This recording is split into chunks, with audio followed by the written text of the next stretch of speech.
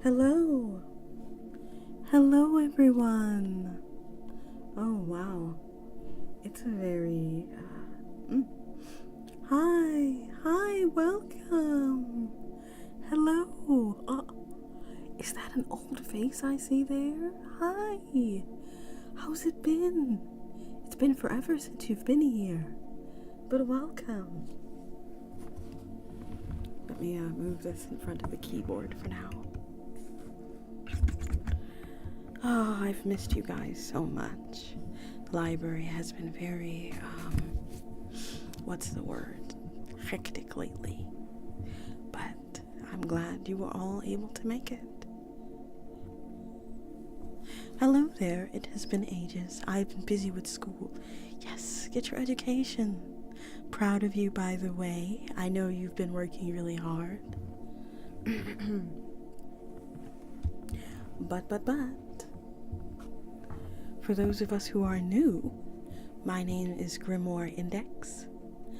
I like to tell stories and maybe send shivers up your spine if you enjoy stories, and maybe a little laughter, nostalgia, and just generally a nice vibe. Hang out. Who knows? Man, it really has been a while, huh? Oop.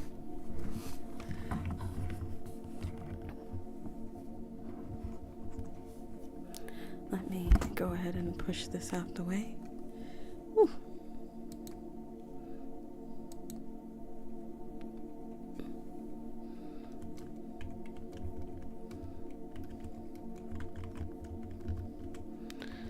Just communicating with my crows. So how are you all? Are you doing okay? Have you been eating? Sleeping, perhaps?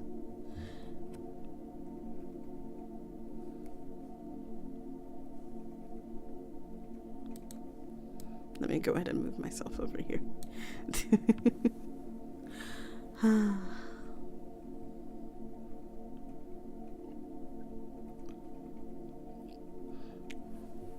Hopefully you're eating well, or else I will have to be very upset. I ate some soup with my dad, and I might have taken a 2-hour nap earlier. Well, you were clearly very tired, so sleeping is good. Also, if I didn't say it earlier, hi Andy! Hope you're doing well. Hope you're feeling okay. Sorry I hadn't contacted you today, but I figured you didn't want to watch real dramas with me. That is my new thing to do. Like every day I'll pick a new one because they're all so interesting. Let me tell you a little bit about the one I was watching today. This one was about a goddess, and she basically gave up her power, had a child, and I went into your Discord for a while, but I was watching Placid Plastic Duck Sim. I didn't even notice. I was, ironically, I was in meditation for a lot of it. I was in VR for a little while. I got very dizzy, and then I went into meditation for a bit.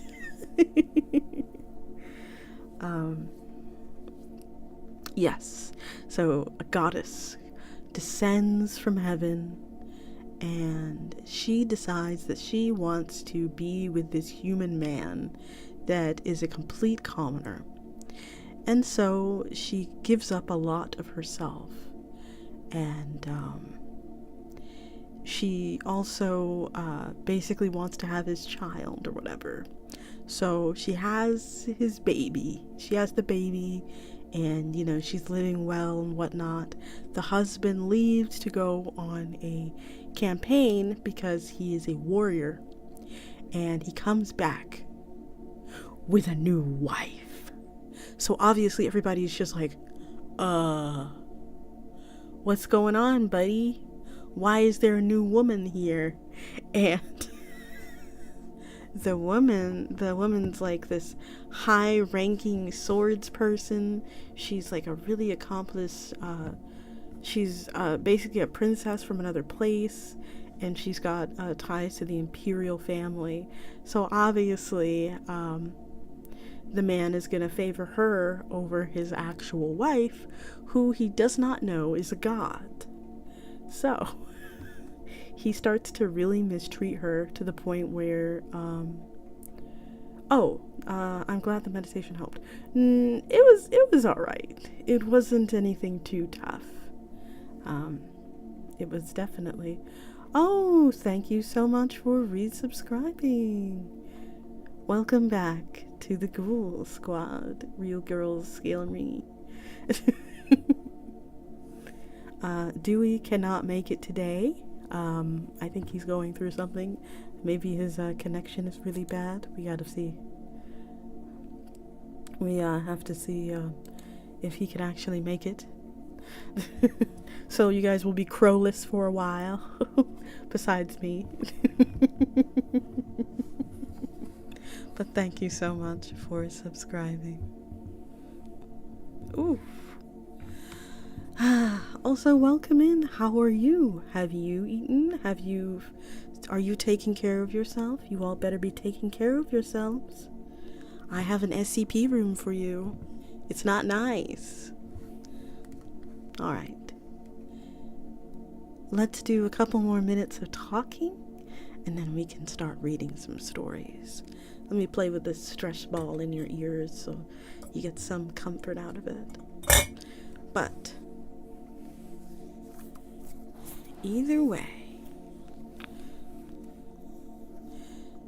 the man comes back from war and he says, well, I'm going to marry this person instead.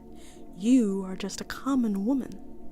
So the girl suffers extreme heartbreak and she goes back to her father, the god, the king of all gods, and he says, yeah, never lie with a human ever again.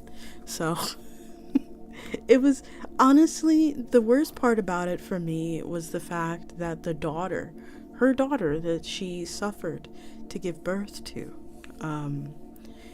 she was, I guess, groomed into saying nasty things about her own mom. And the thing is that, you know, she's like a little kid, so, like, little kids shouldn't be held. I feel like the little kid shouldn't have been held accountable for what she said. Because, you know, she clearly, obviously, yes, she knew right from wrong, but, you know, she's still a little kid. She's still, like, 6 or something. Like, kids are stupid. They'll say, like, the most backward stuff. So, I think she should have gotten a pass. And she should have been able to live on eternally with her mom, but whatever.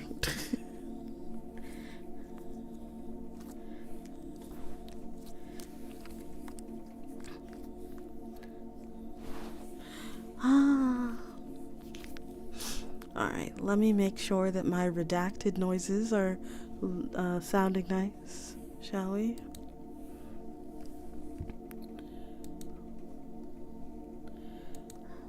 Alright, let's hear. Alright, that sounds pretty nice. Kinda like it.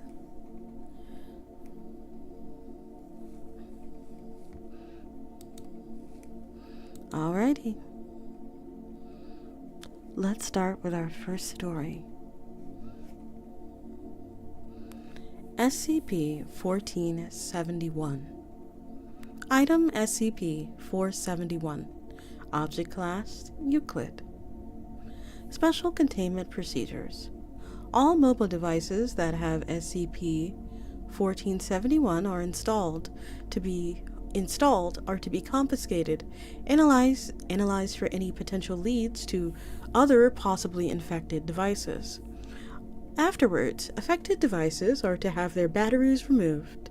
to be designed a designation, e.g. SCP-1471 number, and be placed in Storage Unit 91 at Research Site 45. All online application stores for mobile devices are to be monitored to prevent any inadvertent sales of SCP-1471. Suspected devices are to be targeted using self-uploading malware in order to disable the device until it can be seized by field agents.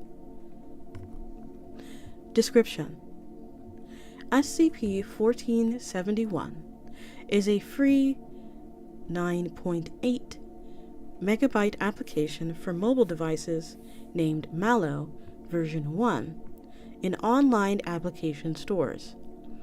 SCP-1471 has no listed developer and is somehow able to bypass the application approval process to go directly into distribution. SCP-1471 is also able to avoid removal by other program manager application. After SCP-71 is installed, no icons or shortcuts are created for the application. SCP-71 will begin to send the individual messages through text message every 3 to 6 hours. All images will contain SCP-71A, either within the background or foreground.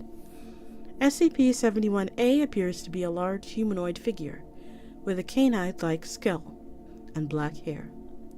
During the first 24 hours following the installation of SCP-1471, the mobile device will receive images taken at locations commonly frequented by the individual.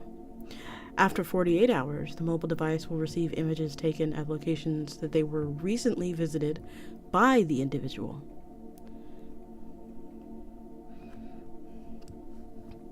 After 72 hours, the mobile device will receive images of the individual in real time, with SCP-1471-A appearing within close proximity to the subject. Individuals with 90+ hours of exposure to these continuous images will begin to briefly visualize SCP-1471-A within their peripheral vision, reflective surfaces, or a combination of the two. Continued exposure to SCP-1471 after this point will cause irreversible and sustained visualizations of SCP-1471-A. Individuals at this stage have reported periodic attempts made by SCP-1471-A to visually communicate with them, but fail to understand or comprehend these actions. Currently, the only known treatment to reverse 1471's effect is to eliminate the individual's visual exposure to these images prior to the 90 hours after installation. To date, no apparent hostile activity has been reported in 1471-A. Oh, excuse me, I gotta, give me a second, I gotta slide my card. Stupid.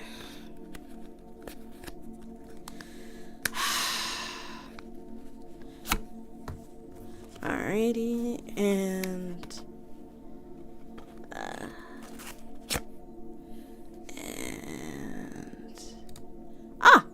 there we are.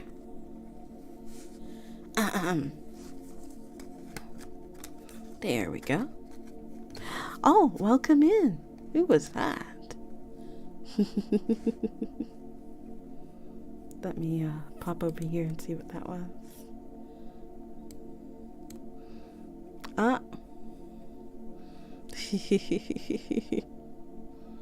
Alrighty. Archival document 1471-1. Note: 1471 as posted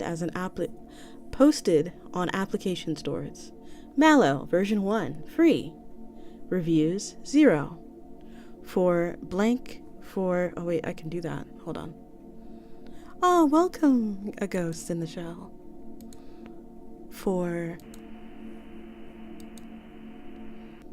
Never settle for those awkward feelings of being alone ever again. Mallow is a very exciting and interactive experience that will keep you engaged and intrigued. The anxiety of social situations can be nerve-wracking, but after... Excuse me. I gotta move you guys over this way, I think, so I can read my screen.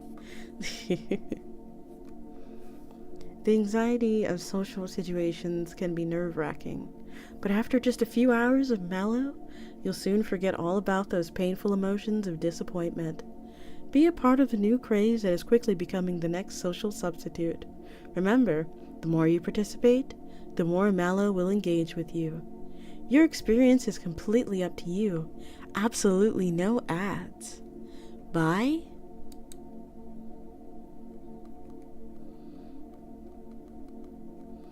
Oh, wow. Looks like there's another article here. Hold on. I was just so scared when I saw him. It happened as you told me. The messages, the pictures, seeing him around every corner afterwards.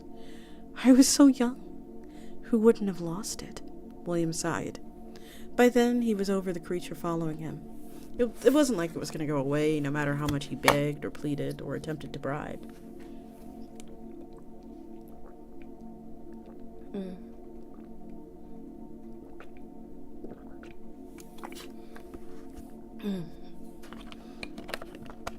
Excuse me.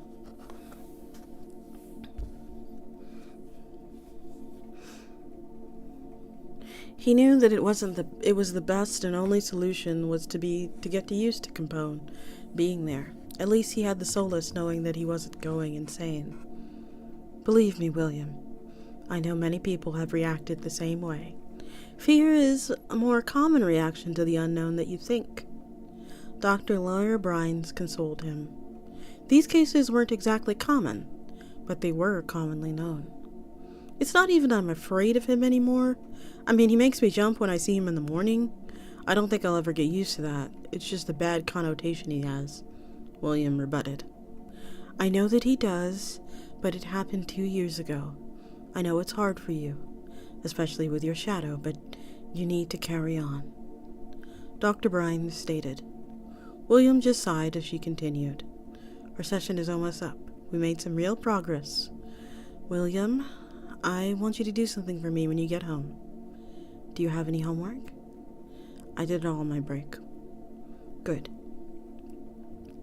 When you get home, I want you to think back to your first experience and write as much as you feel comfortable with sharing.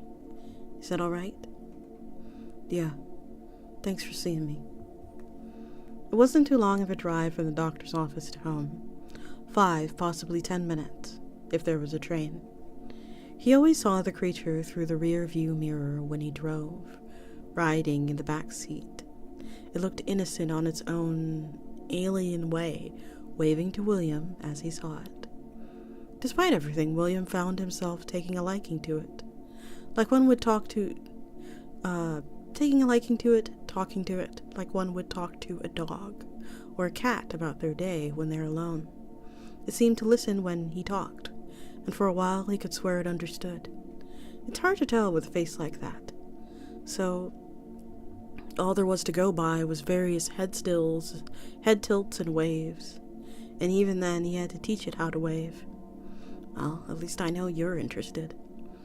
Drop the backpack near the door, go to the patio, wave to Capone from the mirror, the fridge, drink, chair, crash. William's afternoon routine was more clockwork than it should be. He thought back to his session with Dr. Brines. She wanted me to recapture the experience when I first saw him, huh? William mumbled as he grabbed a few sheets of paper and a pen. Bit by bit, he pieced together the events that led up to this point. I've had Capone with me since I was 15 years old. I remember that my 20-year-old sister Sarah bought up an app that she downloaded earlier at the dinner table one night. She had no idea how it does, but it hazard to guess that it tracks you through your phone's GPS and sends you pictures of places you've been with a really cute monster placed in the photo to make it look like it's following you. I didn't think it was that weird. I recalled that Google Maps could get a decent ground photo at the time, so just add Photoshop to that and you'd have a gimmick. Plus, we knew it couldn't be a virus. The App Store checks every app for things like that before peddling it. The only thing I found legitimately off about it at the time was that it was both free and adless. Her explanation sounded pretty cool to me, so I asked Sarah to help me download it onto my phone. She told me that while my old hand-me-down flip phone would have something like an app store, it certainly didn't have Mallow. It didn't stop her from looking, though. Sarah was a good sister. She really could have told me just to get out of her hair, but she always took time out for me, packing my lunch, playing with me, taking me to R-rated movies I was clearly too young for. I was really lucky to have her as legal guardian when our parents went away. I was too young to process it all when it happened. Mom and Dad died from a head-on collision with a drunk driver. Sarah took care of me as my legal guardian up until I moved out for college. God knows where I'd be if she didn't. After some prodding, she found the app, which was a surprise to us both. It was obvious that my phone didn't have any kind of GPS, but neither of us had even thought about it much until much later. Soon enough, I received my first picture. I never understood the way that Sarah saw the world. If this was her idea of cute, the photo taken in my school's courtyard with the creature, I'd soon call Capone sitting on one of the benches. You could barely see him, but there he was, covered in his black matted fur, his knife-like claws, and a set of blank, pure white eyes in that face.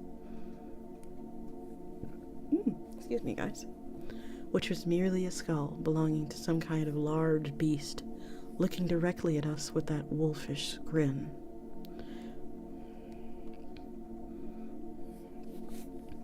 I gave the phone back to Sarah, telling her how terrified it was, and that I didn't want the messages anymore. She just jokingly punched my shoulder, saying, "Oh, don't be such a baby. It's so cute. Look at how happy he is to meet you." I looked back at his face, his wide grin. Particularly, I had to admit, I laughed at it. It was the sheer wrongness of that statement that made me listen to the next. "I'm sure he'll grow on you, eventually. Tell you what, if you can put up with him for one whole week, we'll go see that movie you wanted to see, and if he still gives you nightmares, we'll delete it.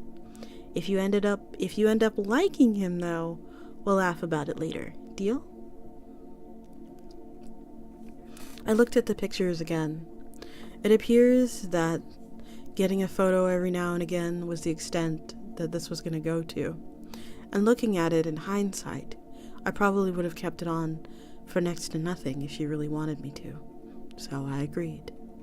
Sarah was ecstatic after that, and assured me that I wouldn't regret it, while showing me some of her own pictures. She only had 3 so far, one at her office, one at the park, and one on the road we lived on, each picture containing her own clearly visual entity. I must have looked nervous or something, because she suggested that I name mine like she did with her, Cassandra. I thought about it for a bit. Let me make something clear, though, because it seems to come up whenever I tell people this. I did not name Malo Capone because of the incident with my parents. I don't even know that my mom and dad's arrest involved alcohol at the time. I named him after a history lesson I found amusing in school, where people's fears got the best of them. And my teacher put it ended up doing more harm than good. It was intended as a reminder that I shouldn't be making the same mistakes. I saw a bit of light in this whole thing after giving it a mock title, though it wasn't going to be bad. I went to bed and my normal life just went on a little while longer. I continued to get pictures of Capone for a while, following me at school, the bus stop, my street, virtually everywhere I went. It wasn't until the third or fourth day when I got called in from class.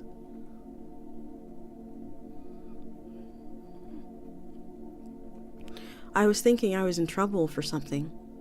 I didn't even know what, but as soon as I saw Sarah, the feeling stifled. She looked very shaken. The instant she saw me, she immediately yanked my arm and brought me to the car. Sarah was not looking good at all.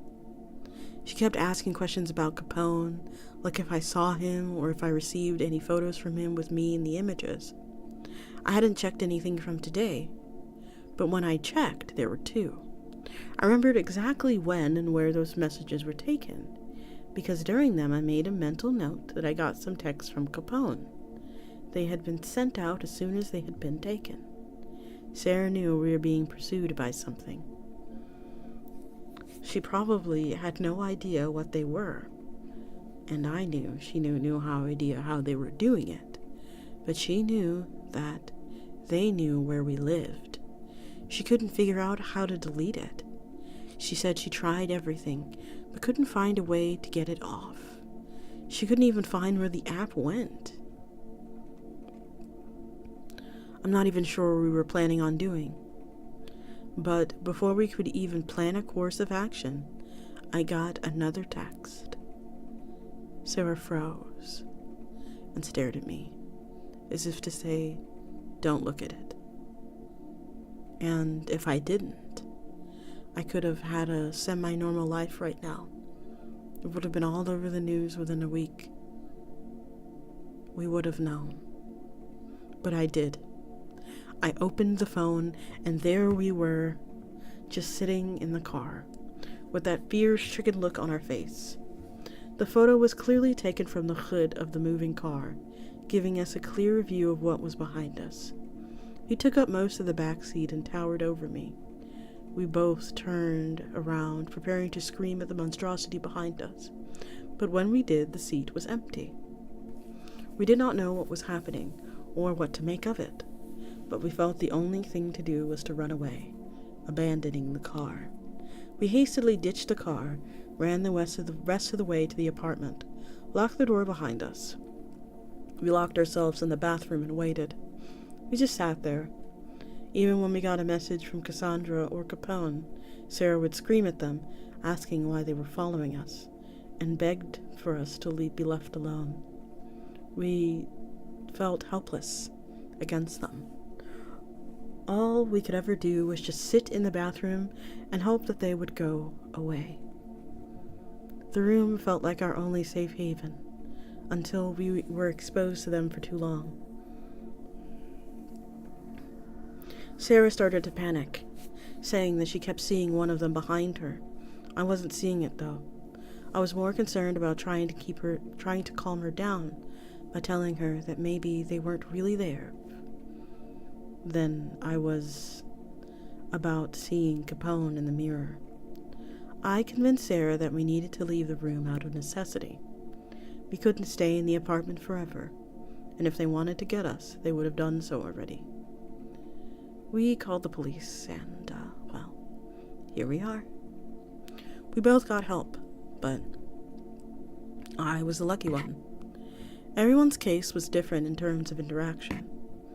But for me, Capone was always in a mirror or some reflective thingy large enough to show me him. It was predictable. I could always find a way to block him out when I needed. I learned how to expect Capone, and after a while, he kind of grew on me. I used to have a makeshift mirror that I would pull over curtains, and that makeshift curtain that I would pull over the mirrors. Thank you, dyslexia. Thank you for that. That I would pull over the mirrors when I didn't want to see him. But I started using that curtain less and less as time went on. Capone always tried to seem to interact with me, even if I didn't understand what he was trying to say most of the time.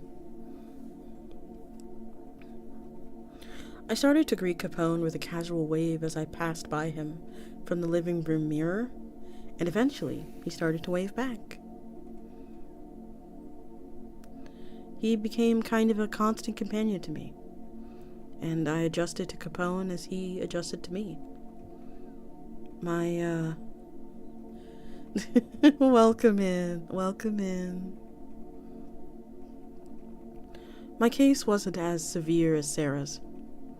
She saw Cassandra everywhere she looked, out of every corner, just out of sight, over her while she slept. Sarah took her own life 2 years ago. I wanted to blame Malos for it, but I can't. Following the person who looks at their messages is just what they do.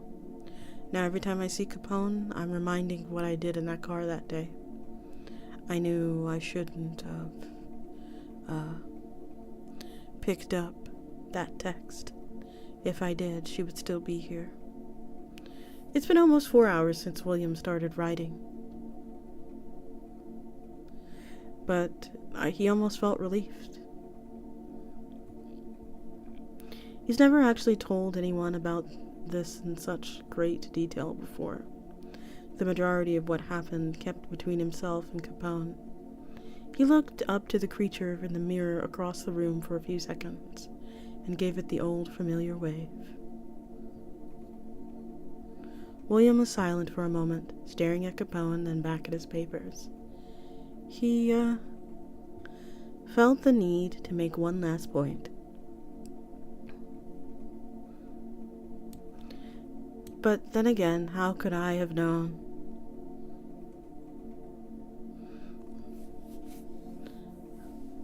Thank you for checking in. But then again, how could I have known? I don't know who made the Mallows and why. I don't even know if anyone actually made the app. Many things like it have been created naturally, or have been given some kind of anomaly out of sheer chance. It would make so much sense if some physical thing was to blame, but there's none I can legitimately find. None on MalOS, none on me, just on chance.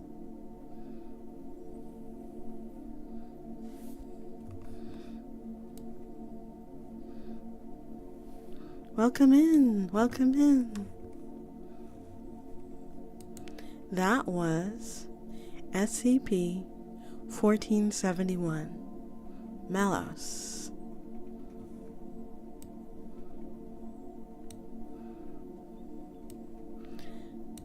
I don't know. Maybe we should have Crowford be that.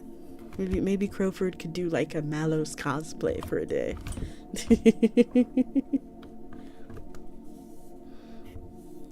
I think that would be fun. I love SCP. It's so interesting. Me too. I really love that stuff. It's so fun. Let's have a sip of water. Lubricate the organs time.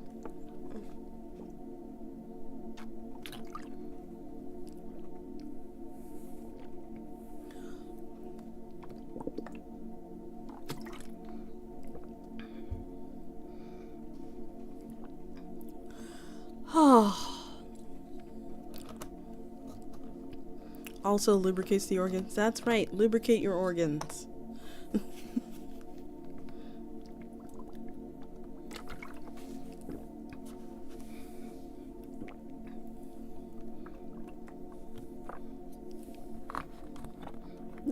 With extreme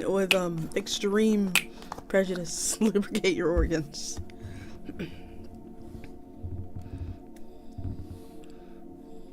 Welcome in. Thank you for returning your library books and your, card. Welcome. Oh, that was a fun story, huh? Very interesting. Would you install Malos on your phone? And if you were visited by the entity, what would you call the entity?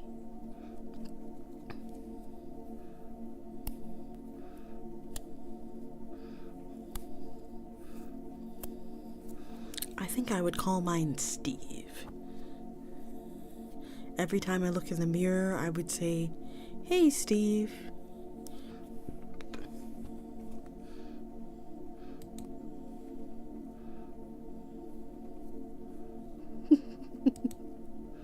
You'd call yours Bob? Yeah, Bob.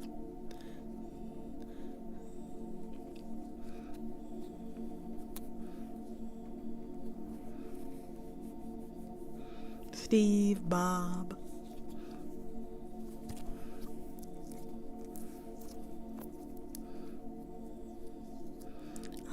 Maybe, oh.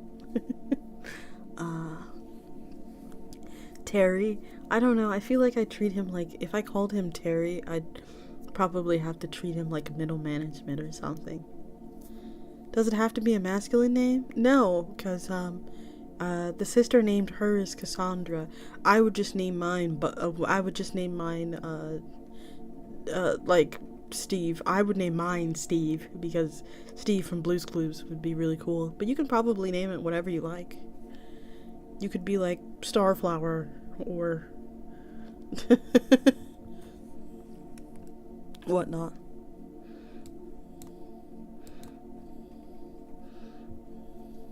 It is a genderless entity.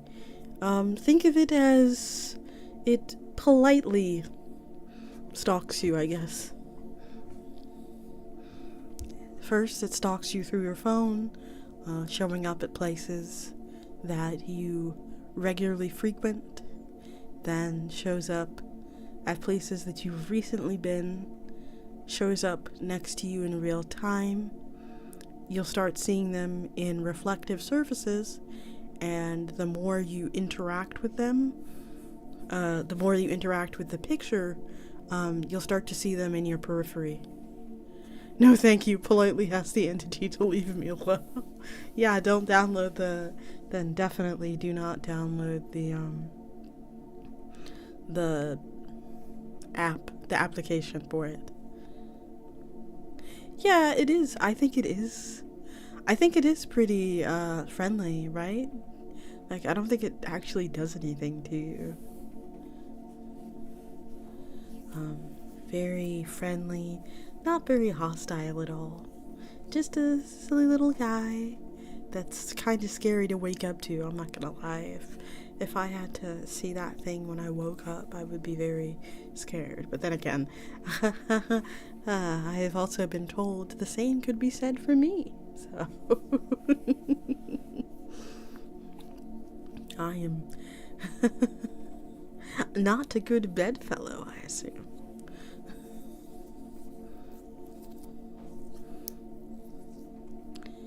I have seen some things. Mallow is genderless. Someone should tell the furry community that. They're not going to listen to you. They're going to slap the biggest pair of titties. The biggest pair of titties. Like, it doesn't even matter. And I don't even think it's the furry community, honestly. But to be fair, she could be like completely, they could be completely femme presenting and still be genderless. I just don't want to be stalked or followed by anything, even if they're polite. That's fair too.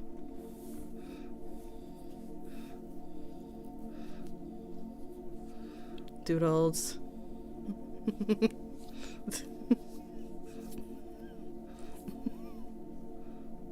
What is that chat message? Hold on. I need to get, hold on, let me get real close. What is that chat message? What? I see you.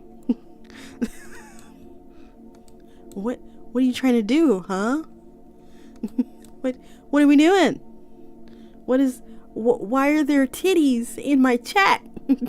Why are there titties? They're actual. What is that? Why are there titties?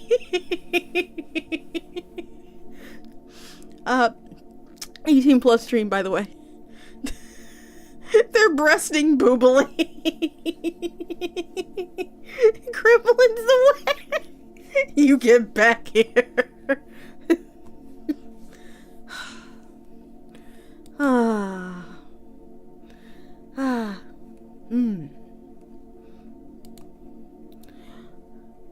I also...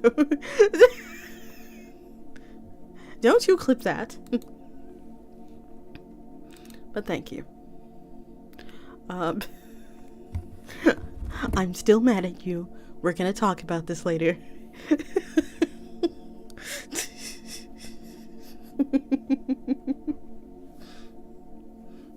Uh-oh. Oh, we're gonna talk about this later.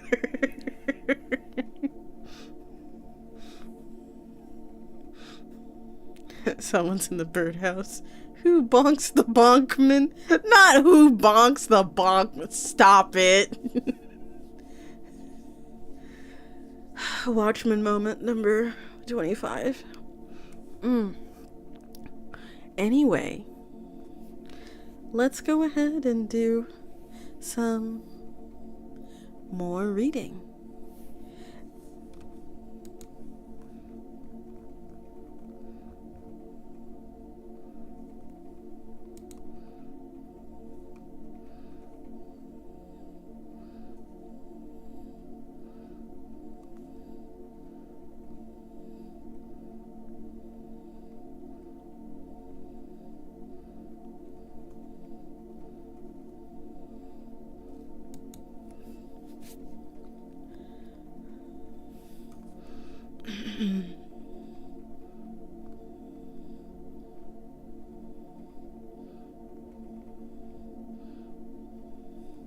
I wonder if I can have like a small window that you guys can see.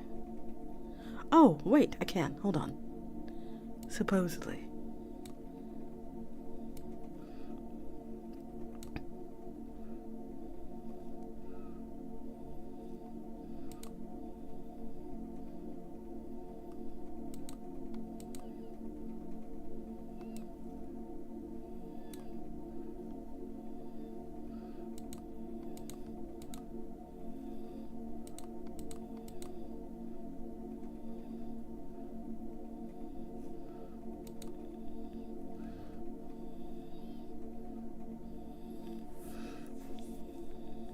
You got me? How do you got me? You don't have control over my OBS, right? Hold on. I'm scared. Wait, what? What happened? What happened? What's going on? Are the mods fighting? Don't fight each other. It's not good. No fighting. I have to clean up all the feathers afterwards. Oh, AutoMod. AutoMod took care of it. Oh, thank goodness. Oh, do you take SCP reading requests? I love 504. Only the RoboCrow. Good.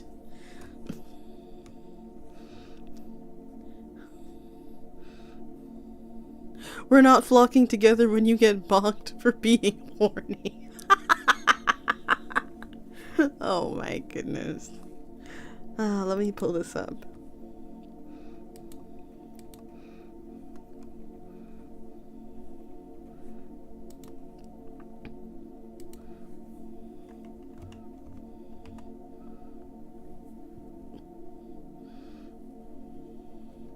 Why does this say critical tomatoes? Critical tomatoes? Crit. Okay. Let's move this over here. Oh, one of the mods had to get one of the mods had to get bonked because they were being silly. But those tomatoes do seem pretty critical. Let's do it.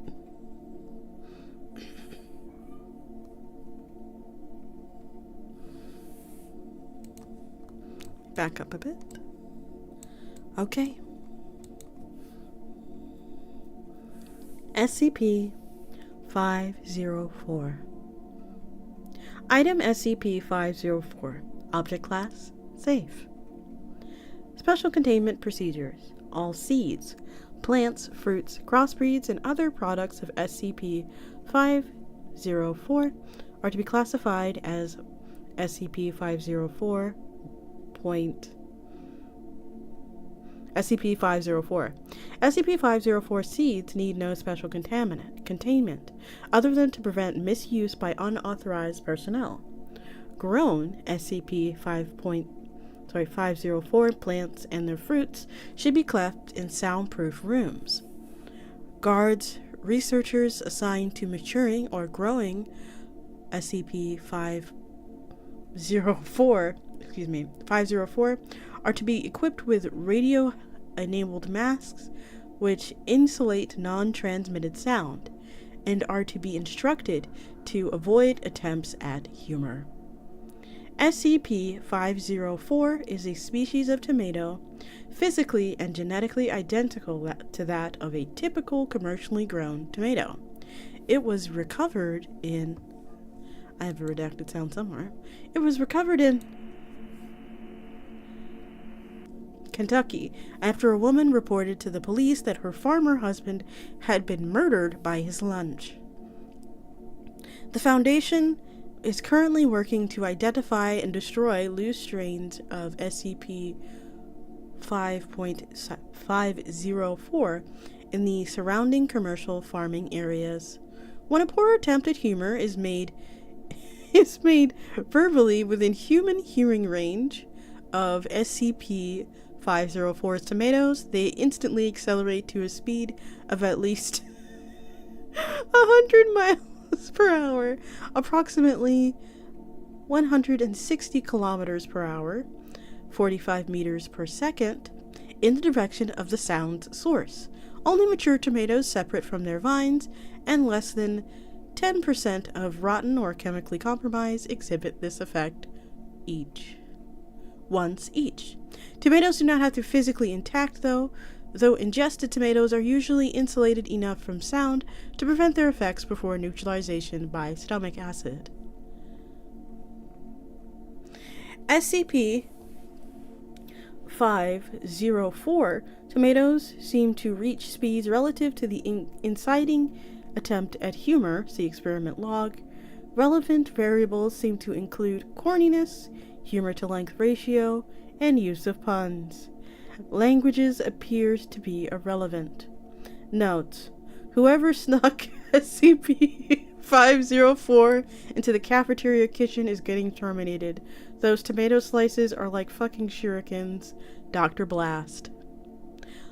Logs of test with SCP-504. Item 1 mature SCP-504 tomato.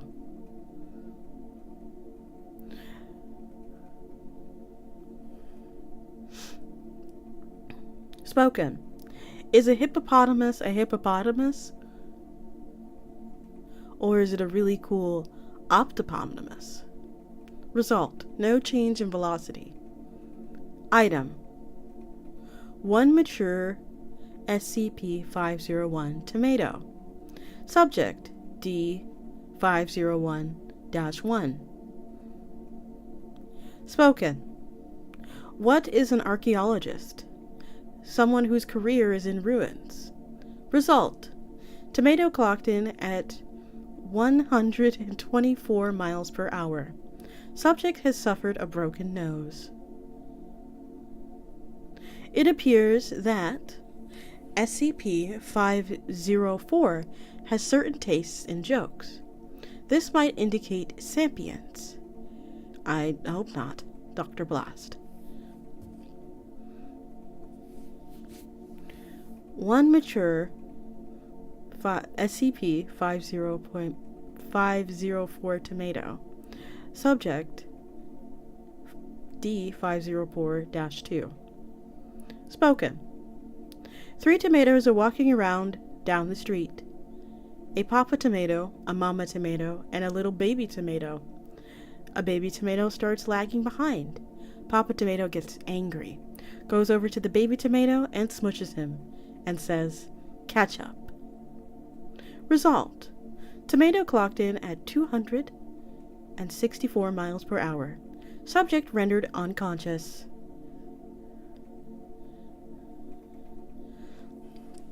One mature SCP-504 tomato. Subject D-504-3. Spoken. So I was going to bed, and my brother told me, "Good night. Don't let the bedbugs stick their proboscis in your skin and suck out your blood." Pause. "Good luck on a healthy dermis." 2-second pause before activity. Tomato clocked in at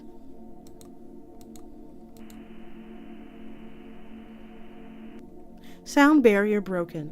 Subject was killed.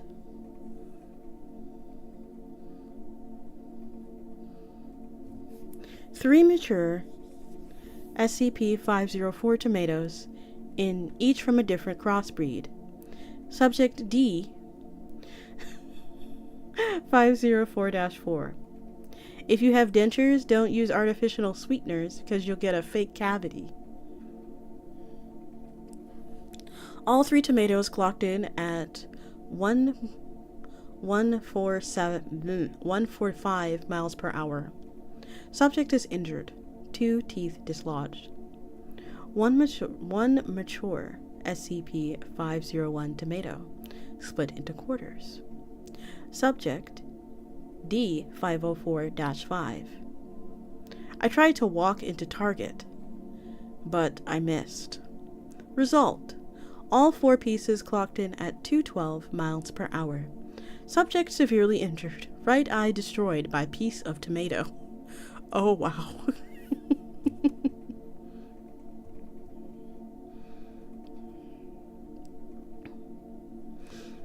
One mature 504 tomato. Subject: CD player playing If Harmful If Swallowed, 2003, Dane Cook. Resulted at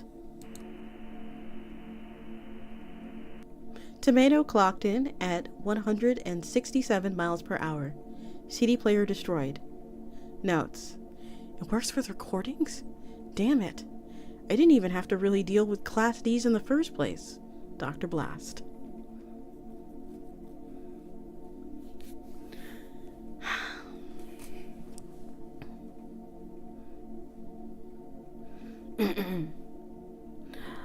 Item: 3 mature SCP-504 tomatoes, 1 for each test subject. After the introduction to the following news item, bomb blows a hole in Lenin statue, the 3 jokes were made. Subject 1. Ooh, that's gonna leave a marks. Result: tomato number 1 twitched, but did not displace from its original location. Subject number 2. BBC is just the Stalin. BBC is just Stalin the good news. Result: tomato clocked in at 152 miles per hour. Chipped tooth and hairline jaw fracture. Subject number 3. That blows. Result: tomato clocked in at. Subject is hospitalized with a massive skull fracture. Note: I thought we had already established that recordings work in the place of live subject. I know how much you guys hate the Class Ds, especially D 504-12. Poor guy might not even recover from before his termination rolls around. But I'm making it clear that whoever overstalled this round of testing is getting a serious reprimand. That same goes for whoever leaks its video logs to the staff.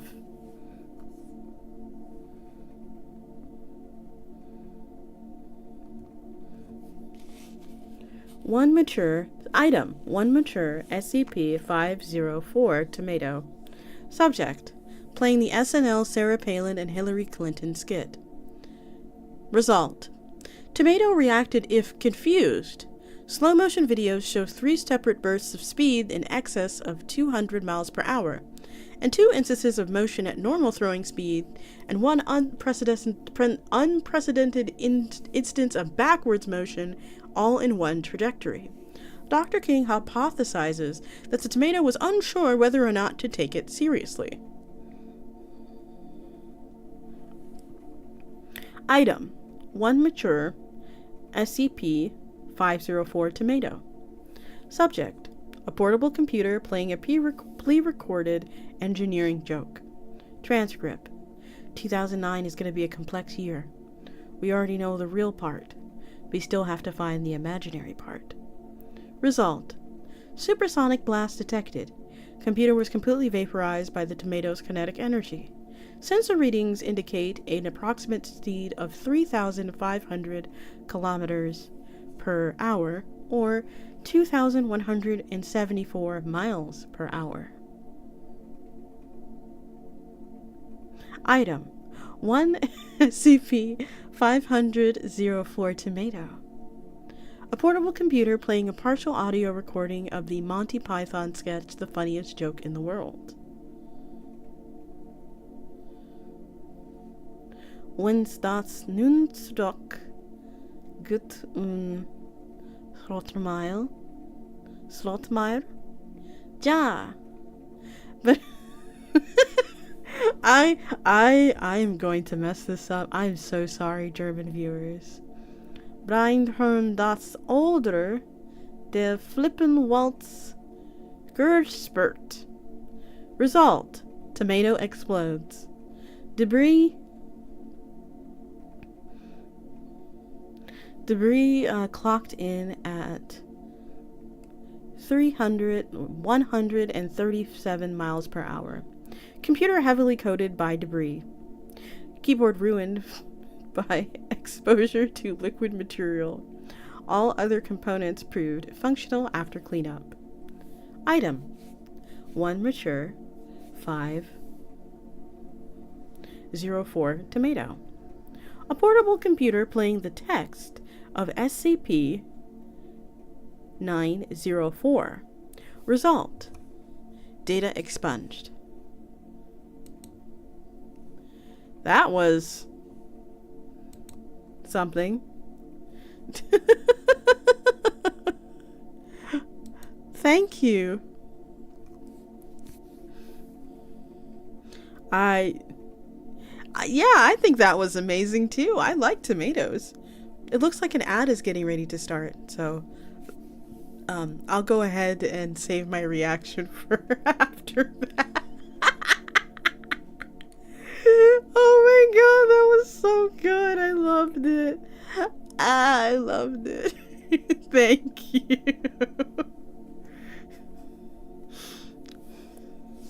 It's perfect. I need like 7 of those so I can just kind of put them in each of my mods' houses in strategic area. It was so good. Thank you, Kaito. Very good. I kind of love the older articles that take a simple anomaly and see how far they can push it in testing. What? What did we do? I don't know. The tomatoes. We'll figure it out. I would die of a tomatoey death. Yeah, you would. With the jokes you with the jokes you make, that it'll be hitting the sound barrier before you could even notice. Just whew. As for my readers who really right in front of my cell, I feel like it would just explode. Looks like the crows have given their all clear. I hear a tomato rapidly approaching my location. Well, I hope you duck. Let me get some water.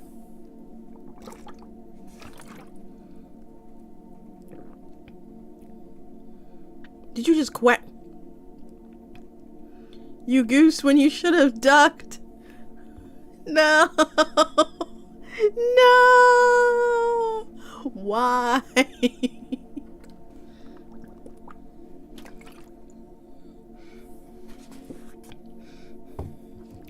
stove, right? Stop. No.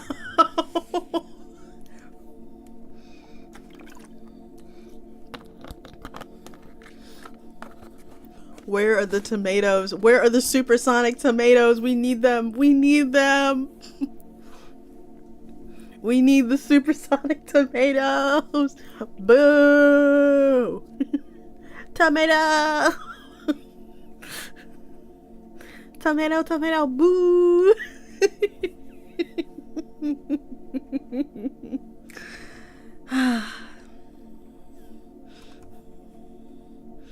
These jokes are fun. Stop! No! No need to crow of. Aw, come on.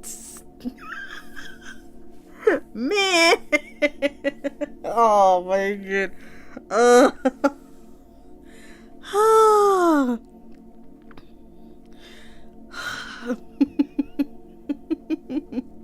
Humanity would have figured out how to weaponize these.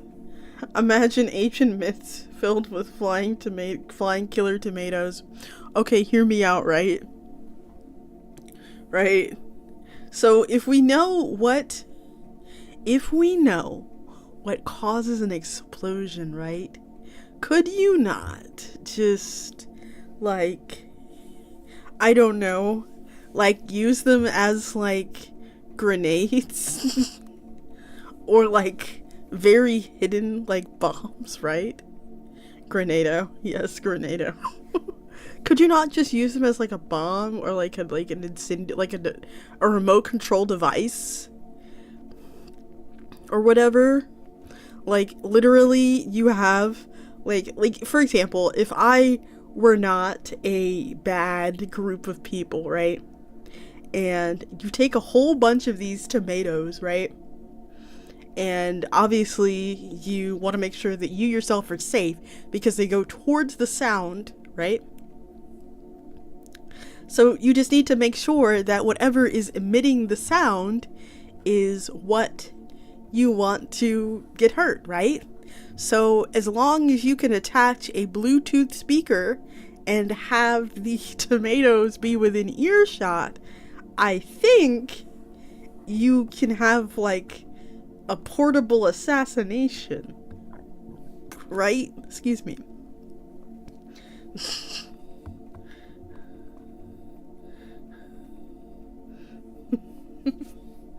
Place tomatoes as a booby trap and have the speaker triggered by a motion sensor that plays terrible.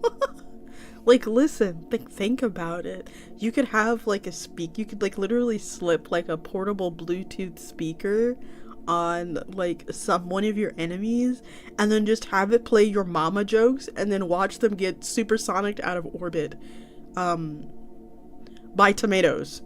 Like, how are you gonna live that down? Like, even if he lives, like, how are you gonna live that? You got destroyed by a tomato. Imagine being, like, a world leader and getting destroyed by a tomato. I don't know. I feel like I would quit. Tomato propagation. Propagate tomato.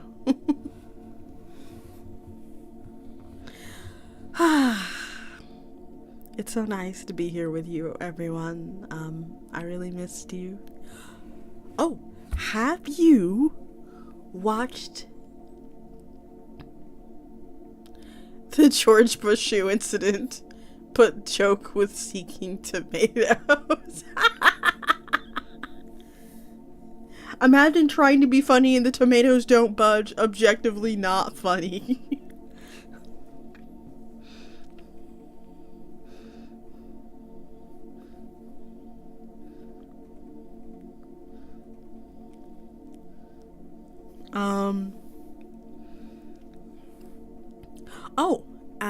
Have you all seen the weird, videotape that has been, appeared?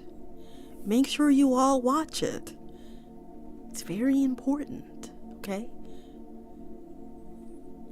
It's very, very important. It's on my YouTube channel. Thank you. Thank you.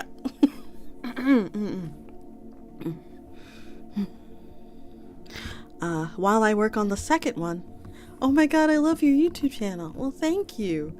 I still need to create the second video that goes with that one, and yeah.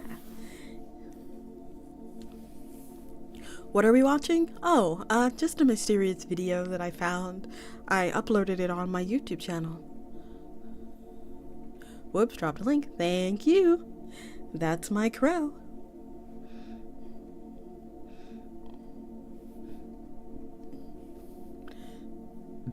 Excuse me. You can watch it afterwards if you like. Am I gonna get a phone call in 7 days? Why would you get a phone call in 7 days? I mean, unless you haven't returned your book, then yeah, maybe, but...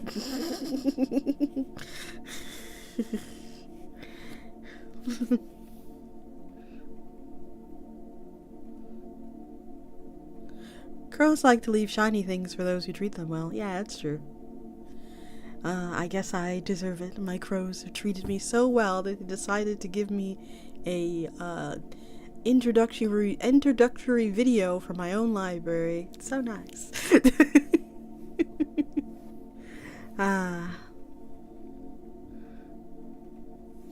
He is definitely a cutout ransom note style of crow. He is definitely...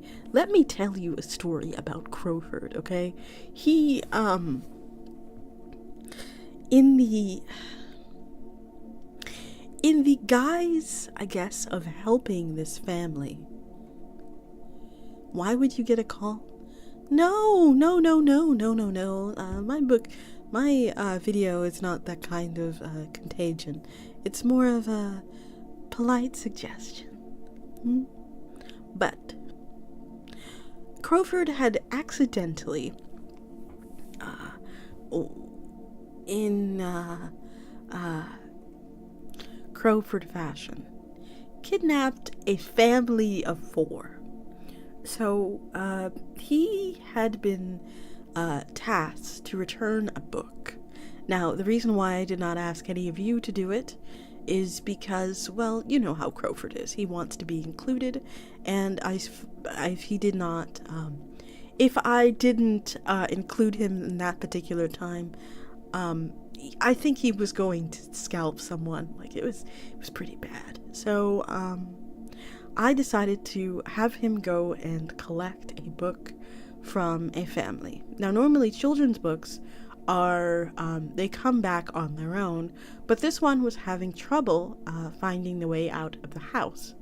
So, Crowford goes to retrieve the book. Apparently, a hostage situation happens where Crowford had cornered the family by knife point. It was not a good time. We had to negotiate with Crowford and then the book, because the book was stuck in the attic, which was why it was having so much trouble coming back to us.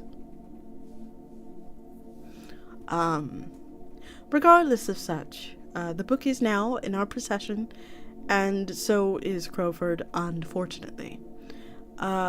We have compensated the family.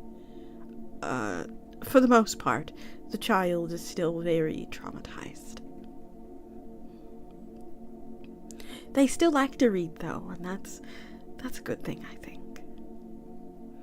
Either way, Crowford is not doing any more return runs.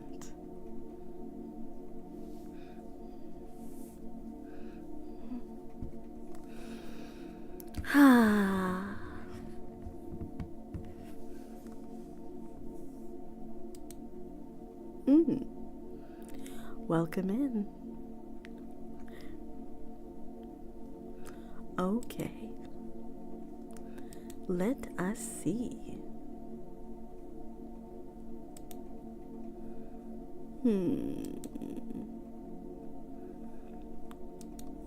Let us see what other SCP we can wrestle up, shall we? And yes, I do take... See, this is why we can't let children in the library anymore. Exactly. Letting children in the library leads us to unnecessary risk.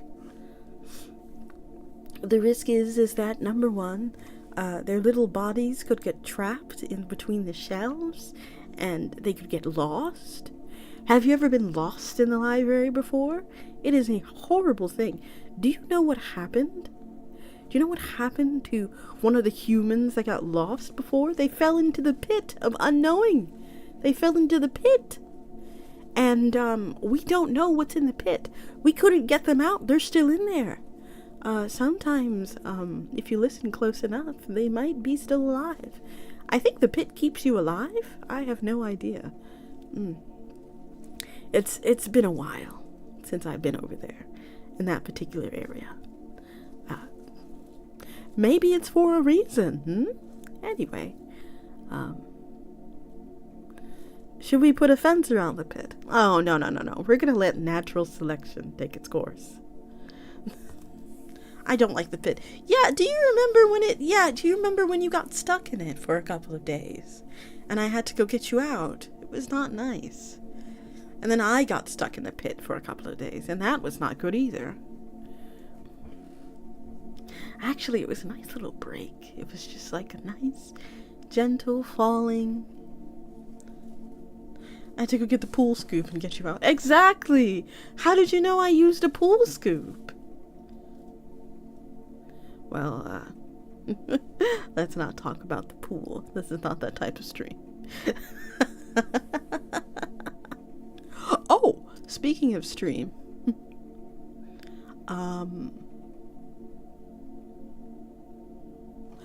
pool stream, if you will. Hopefully, everything is going apace, because that must be on the other end of the library, the pit of knowing. Well, I mean, there are places that I have not been before.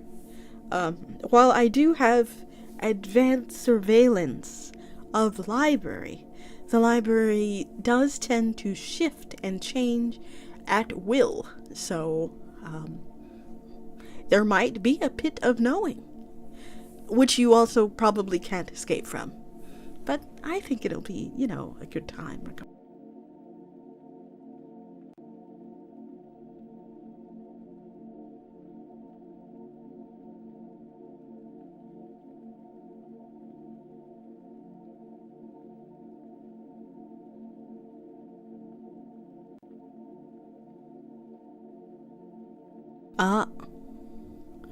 Oh, that was very weird.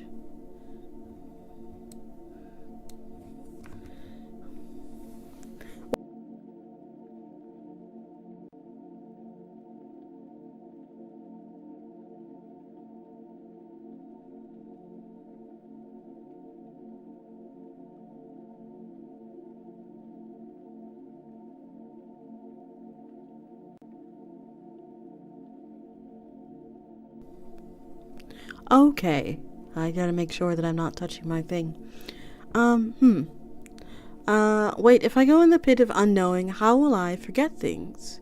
Will I forget things? No, you do not forget anything. We just don't know what's in the pit. That's why it's called pit of unknowing. If we knew, we'd probably just call it a pit. A bottomless pit. But, we don't know what's at the bottom. I don't even think it has a bottom. I tried to fly down there, but there wasn't a bottom. It was just kind of forever.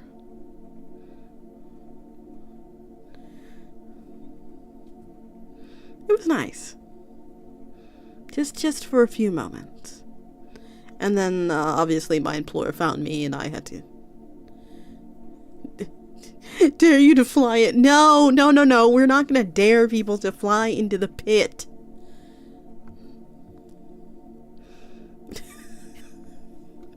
Oh my goodness.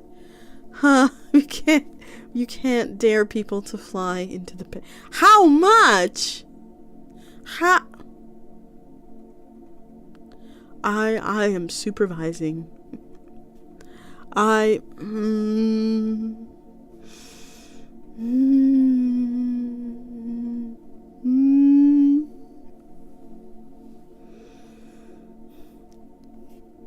2 shinies. Oh wow. Big money over here. That is a fair bit of shiny. Yeah, that's 2 shinies. Well, I mean, if you're gonna go into the endless pit void and I have to go fish you out with a pool scoop, it might as well be for 2 shinies. That's not enough shinies? Okay, that's fair. You have a counter fit. No, I'm not. We're not doing fish. No fish.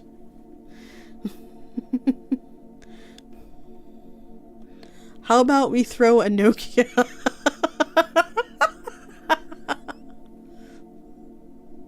How about we throw a Nokia into the pit and see what wins?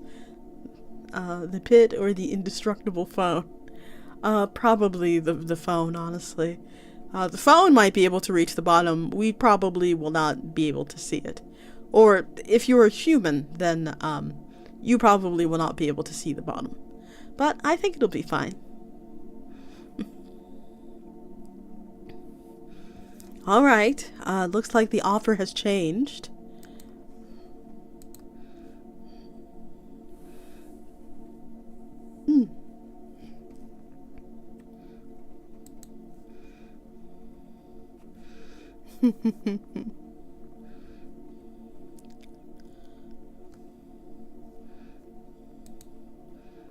Okay. Excuse me.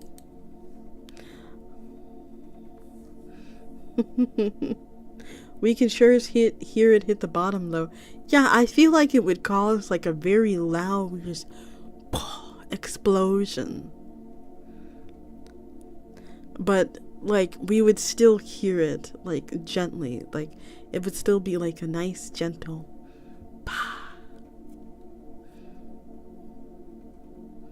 You can use my Nokia. Hands over old Nokia. How do you have one of those?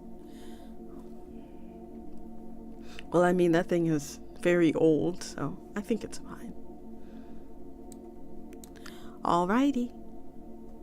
Let's go ahead and do a little bit more reading. It was my first phone. My first phone was a Razor. No, actually, it was a... No. It was an old... It was... My first phone was a... Because I had gotten my phone very late, right? I had gotten my phone so late, essentially. It was just a solid... I think it was actually a Nokia. Actually, it was a Nokia.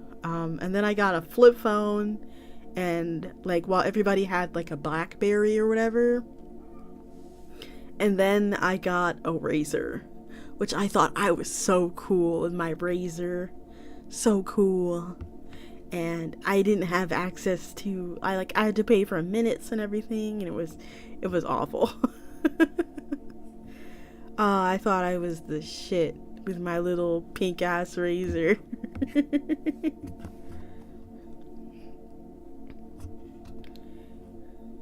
Yep, I remember when text messages were 10 cents each. No unlimited anything. You had to pay for each text message.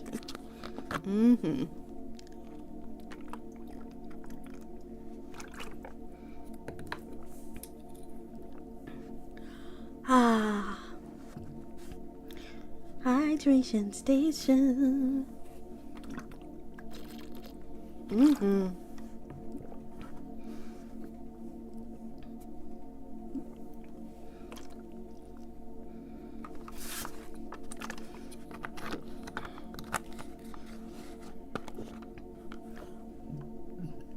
Excuse me. But when you And of course, when you would go to use like any type of internet or any type of like maybe like connectivity, it was always so weird. Like you had to do all these extra steps, and the internet was always so slow. And because your phone screen was so itty bitty and tiny, you just kind of had to grin and bear it. So say for instance you needed to like fill out like maybe like a form or something, and you had to do it on your shitty little keyboard in the tiniest little screen. Ah, those were the days.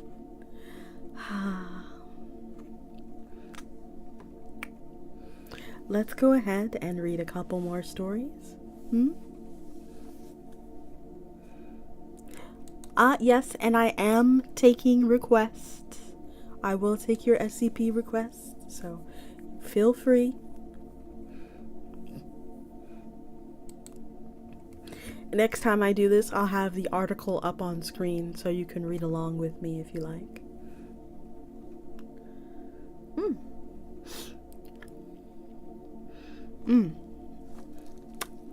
It is time for some lip balm.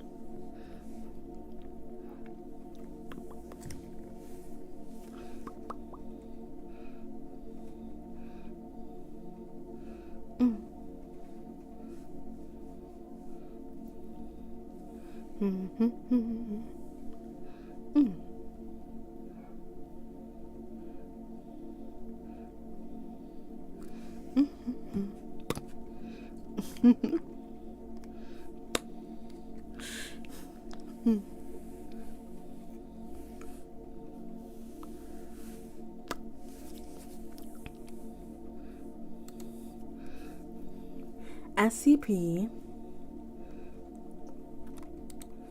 Okay.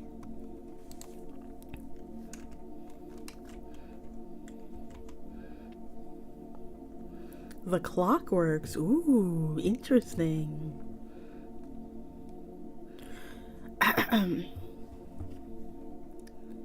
SCP 914. Item SCP-914. Excuse me. Object Class Safe. Special Containment Procedures. Only personnel who submit a formal request and receive approval from Site Command may operate 914. SCP-914 is to be kept in Research Cell 109-B with 2 guard personnel on duty at all times. Any researchers entering 109-B are to be accompanied by at least 1 guard for the entirety of testing. A full list of tests to be carried out must be given to all guard personnel on duty. Any deviation from this list will result in termination of testing, forcible removal from SCP-09-B, and formal discipline at Site Command's discretion. Warning. At this time, no testing of biological material is allowed. Refer to document 109-B 1117. Applying the rough setting to explosive materials is not advised.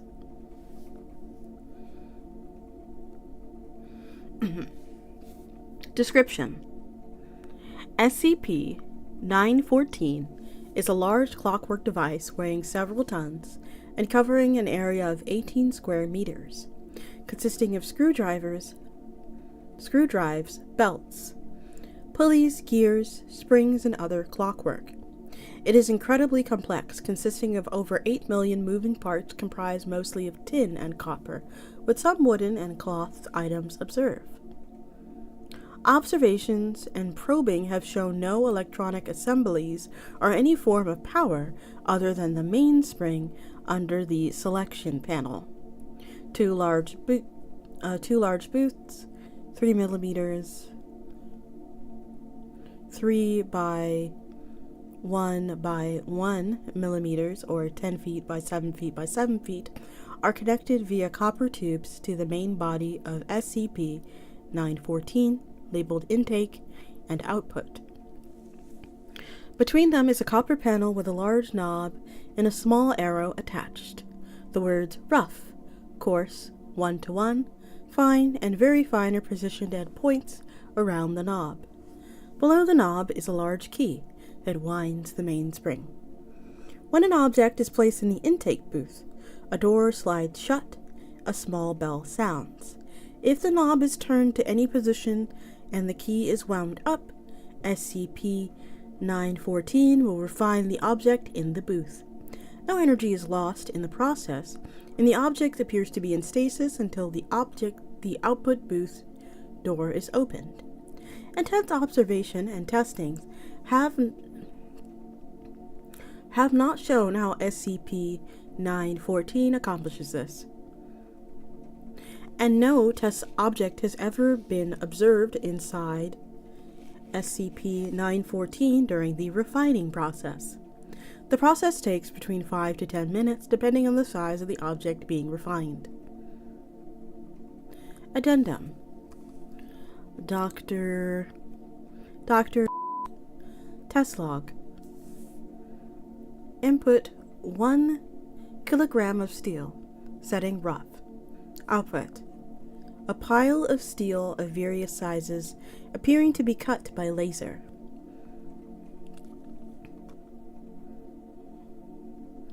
Input: 1 kilogram of steel, setting 1-to-1. Output: 1 kilogram of steel screws. 1. Output: 1 kilogram of steel, setting fine. Output: 1 kilogram of steel carpet tacks.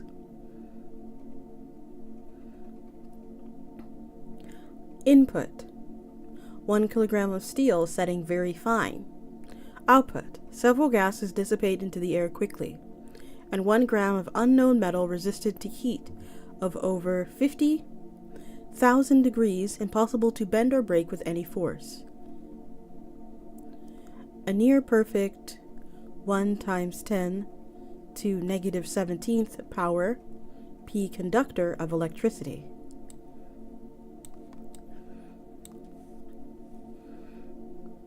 Input: 1 wristwatch belonging to Dr. setting course. Output: 1 completely disassembled wristwatch. Words hard. Input: 1 cell phone belonging to setting 1-to-1.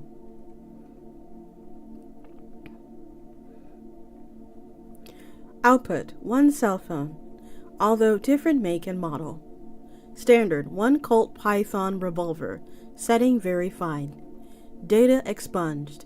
Aforementioned completely disintegrated all matter in its line of fire. Object contained high density gamma waves. Object: 1 white mouse, setting 1-to-1. Output: 1 brown mouse.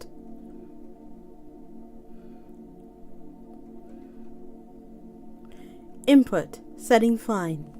Output: data has been expunged. Output: 1 chimp. Input: 1 chimp. Output: badly mutilated corpse, showing signs of crushing and cutting with high heat. Dr.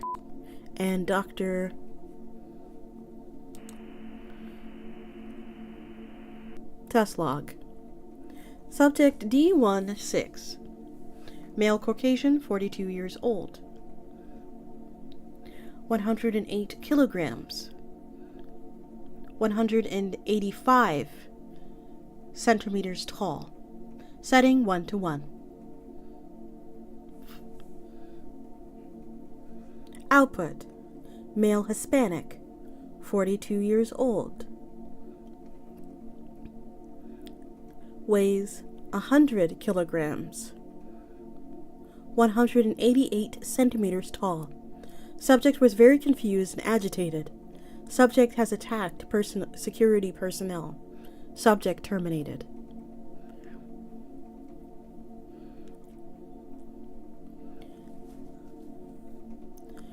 Object. Subject D.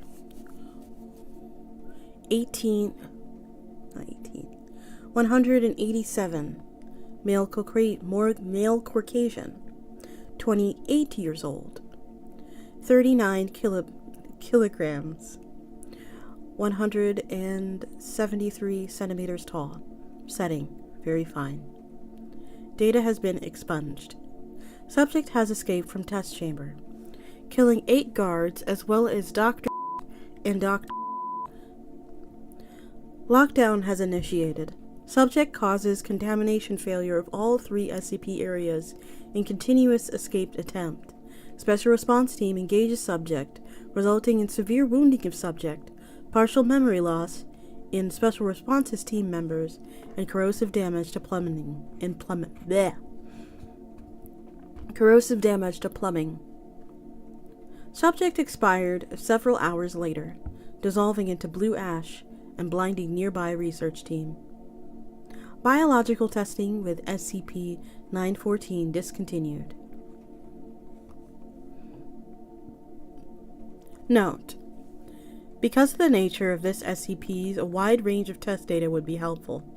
Dr. Gears has ordered that any researcher can have access for non-biological testing if they themselves are supervised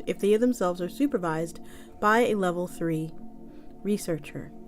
All testing is to be filed at number 40 914E, experiment log 914. Biological testing will continue with prior clearance of O5 command. As long as you want to try something mundane that isn't alive, feel free to accumulate data. Doctor. Let's take a look at that experiment log, huh? Oh, wow.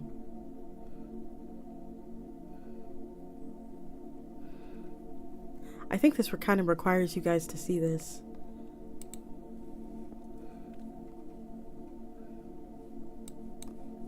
What the hell is going on? Hold on, let me read upwards.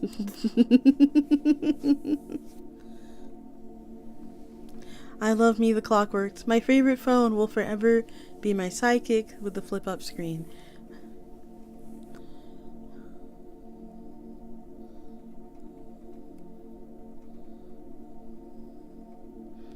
Why are you enabling your horny?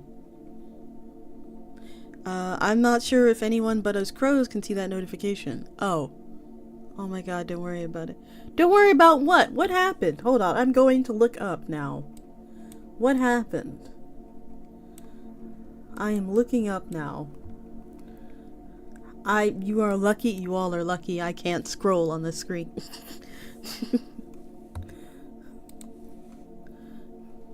Uh-huh. No, I have the Twitch activity viewer. I can see it. Oh, you made the word booby, available for everyone to say, I'm assuming. I think that's fine.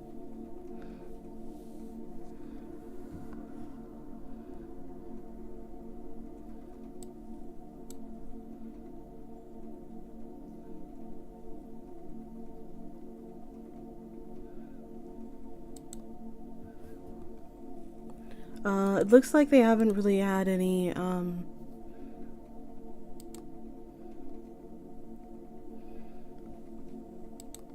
it looks like they had some outputs here. Let's read a couple of those. Note to all researchers. Please include your name on all records along with the date and total of numbers not to be confused with great tits. Use it wisely. Oh my goodness. Where is the I need like a spray bottle so I can spray all my crows. Anyway. Researchers are responsible for all output. Should damage or loss of life occur, the researcher will be subject to administration review and possibly Disciplinary action. Biological testing has been suspended. Any biological testing must be cleared by O5 command. Test 1011-828-U5. Test on the nature and construction of SCP-914. With the approval of O5 command, a single gear was removed from the outer sections of SCP-914. Placement was carefully documented, and it was in a location that would not release tension on any belts or damage any documented sections. Testing area was cleared and sealed before placing a steel block in the intake booth. D-00104 was dispatched to SCP-914 and instructed to turn the key and activate SCP-914. D-00104 said the key won't catch. The key was observed to turn several times without tightening the mainspring. No activity of any kind was observed from SCP-914 during this time. The missing gear was replaced with an identical copy, comprised of the same materials, brass, as the original. Steel block reinserted to the intake booth.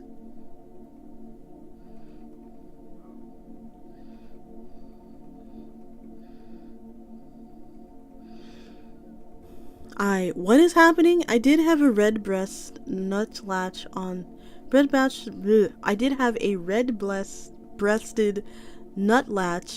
onto me a few days ago. I'm pretty sure I'm not a Disney princess. You got birds flying on you? You got the and then like the bird just kind of just appears.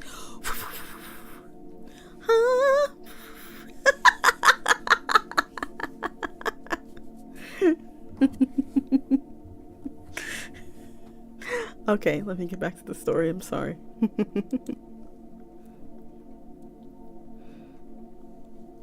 Missing gear was replaced with an identical copy, comprised with the same metal, which is brass, as the original. Steel block was inserted into the intake booth, and SCP-914 was activated on the 1-to-1 setting. SCP-914 was observed to operate normally with a slight pause for 3.5 seconds after winding the key. After refining, output observed to be a solid steel sphere with the same volume as the original steel block. Original gear returned to SCP-914. Well, thank God we can at least repair the damn thing if we damage it, assuming we can find what's broken in it. Hell, maybe it's already broken. I don't know, but this thing hurts my damn head.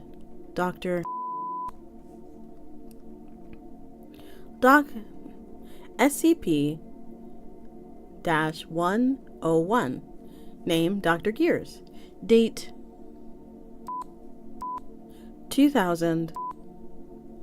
Total, 4 items of clockwork. Pocket watch belonging to Dr. Gears. Input, 1 golden-plated pocket watch, setting fine.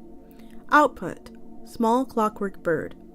When the tail is pressed, it produces a robin's call. Input, 1 gold-plated pocket watch, setting fine. Output, toy clockwork train engine. Input, 1 gold-plated pocket watch, setting fine. Output, miniature grandfather clock, fully functional. Input, 1 gold-plated pocket watch, setting fine. 1 metal sculpture of a piano. It appears there's a high level of randomness when SCP-914 refines an item. However, it appears to preserve some of the elements of its original composition. In this example, clockworks. This is not a law, but a high probability. Refine a metal bar and you're likely to get some simple metal object that is not an internal combustion engine. However, both are possible.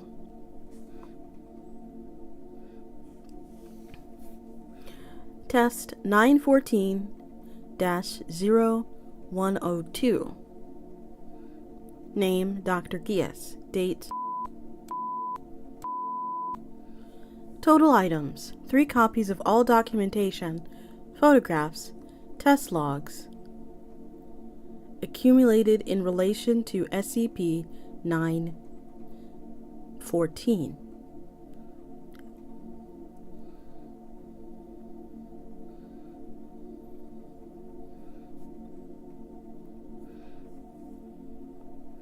Input: 1 copy of SCP-914 documentation. Setting 1:1. Output: folder containing all previously entered documents arranged in chronological order. Input: 1 copy of SCP-914's documentation. Setting fine. Output: hardbound book containing 400 pages. No diagrams, no photos or otherwise visual aids of any kind are included. The pages appear to be solid black, but microscopic examination shows each page to be covered in about 20,000 characters. The text has no correlation with any known writing style, and it is not in a linear form with sentences constructed from individual characters spread out between many pages. Each sentence requires an exceedingly complex formula to decode, with each formula unique to each sentence. Current decoding work has resulted in two partially translated sentences after 225 work hours. Item appears to be a record of the internal structure of SCP-914.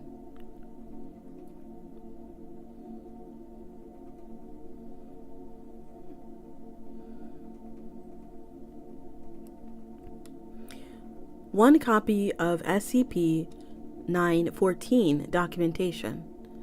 Setting: very fine. Output: a single sheet of paper. Weight is the exact same as the entered documentation.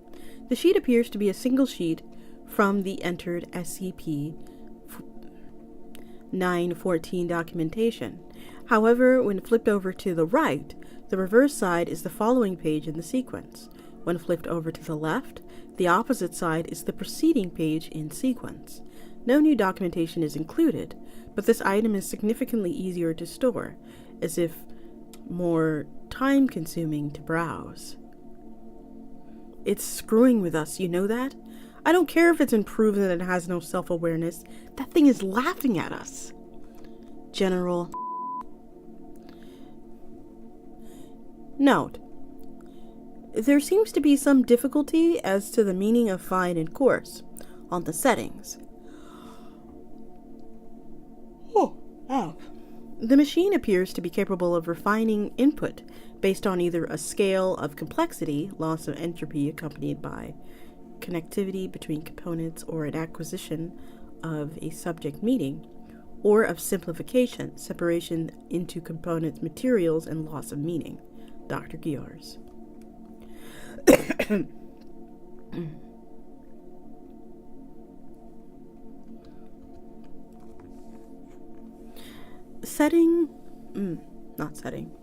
Test 914-0103. Name Dr. Grangen. Date. Total items: 5 adult male cadavers. Input: 1 cadaver. Setting: rough. A pile of human remains. Limbs, organs, and bones appear to be roughly separated via a tearing action in high heat. Output described as unsettling. Input: 1 cadaver. Coarse. Output: human remains. All organs and bones have been removed by some cutting tool. The skin, the nervous system, the digestive system, and the circulatory system appeared to be removed without severing or damaging any of the tissues involved. Results are frozen for study.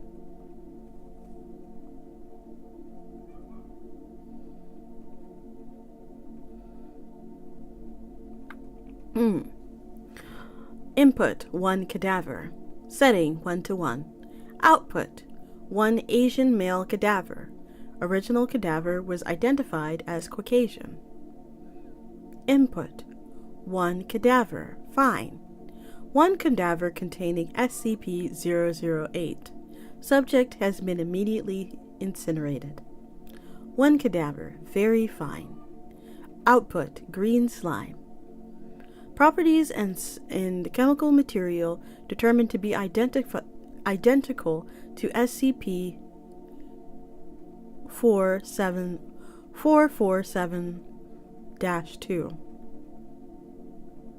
By order of the O5, cadavers may no longer be tested in SCP-914 in order to minimize the possibility of SCP-447-2 coming in contact with dead bodies.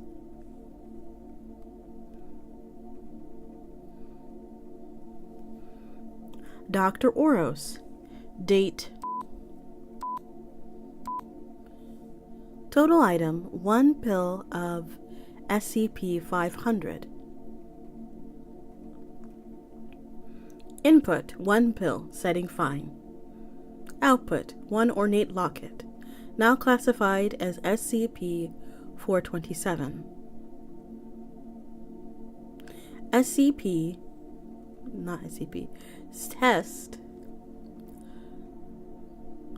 Test.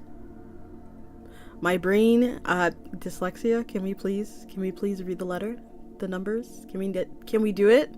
Can we fix it? Thank you. Test 914-0105. Name Dr. Zemala Sent. Ooh. Date. Total items. 2 identical cross pendants, about 3 inches long. Input 1 cross, rough.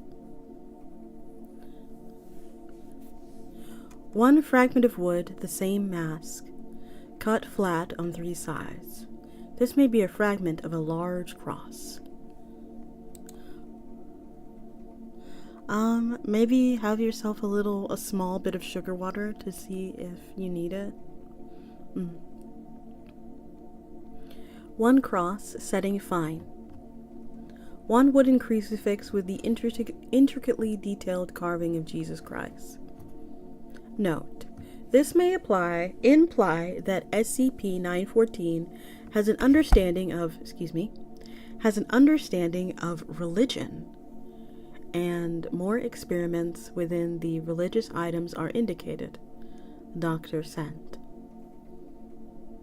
Note: this test may indicate that SCP-914 understands the use of input objects, and not simply their function. Recommended testing with medicines reliant on placebo effect to ascertain if the outputs provide actual medicinal solutions to problems. Welcome! Welcome in! Oh, hello! Oh, wow, I didn't expect to see you today. Hi! I'm fine. How are you? We are reading some SCPs tonight. Get comfortable. Test 914-0-106. Dr. Gibbons. Date. I gotta find my center. Total items. $300 US. $100 US will be used for each setting. Input. $100 US. Setting course. Output. A puddle of ink and small pile of cotton and plastic, weighing roughly as much as the original currency.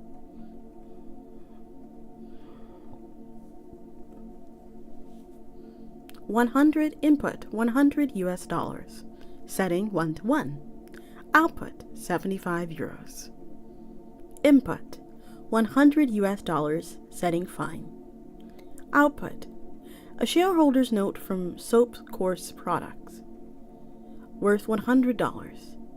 It is unknown whether 914 selected a foundation out of pure whimsy or because of some other criteria. As of soap from Corpse's products shares skyrocketed, and the aforementioned find output is now worth USD.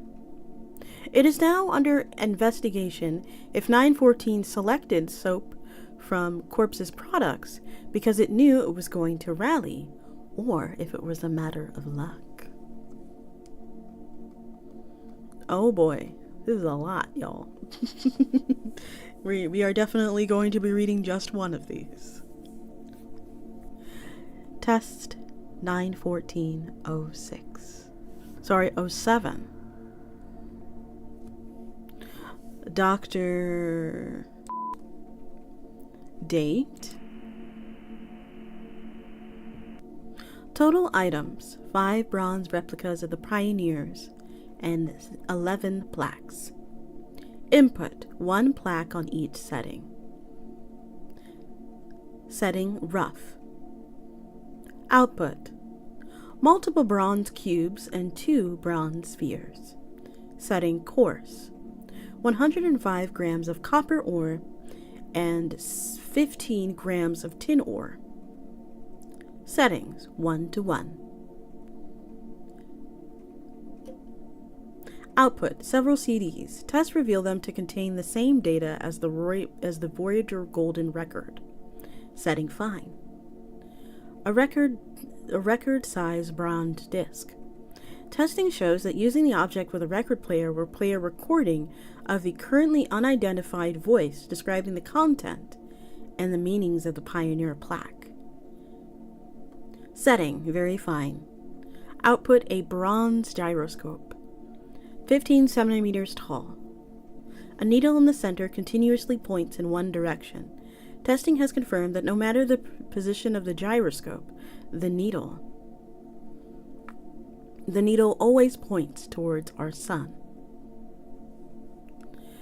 Testing 914-08.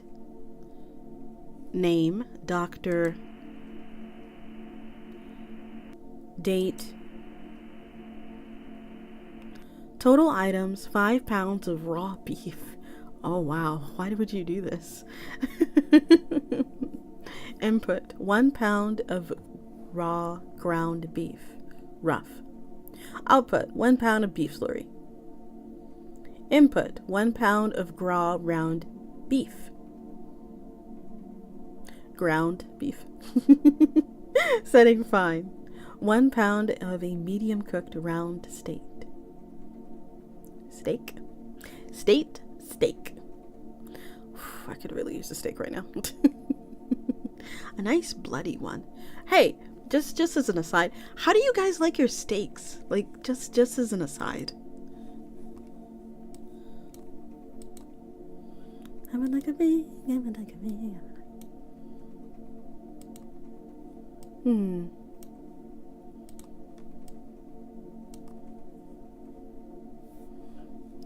Rare. I think I'd like my steak rare too. Steak is delicious. Oh my god. Medium well. Medium well is good too. You like your steak legendary? So you like your steak like so dark that it eclipses the sun? You like the congratulations steak? Leather dairy? You like shoe steak? Yeah, just put it in the the oven forever. I like ash that vaguely tastes like beef.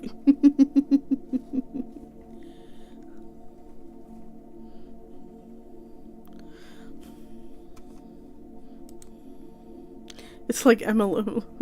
Legendary steak.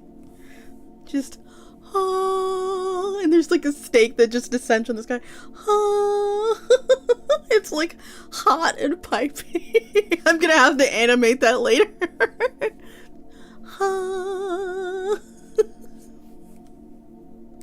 And then of course like a pop-up will appear. Just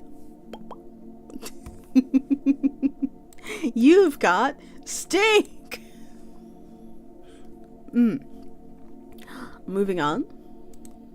Where am I? Yes.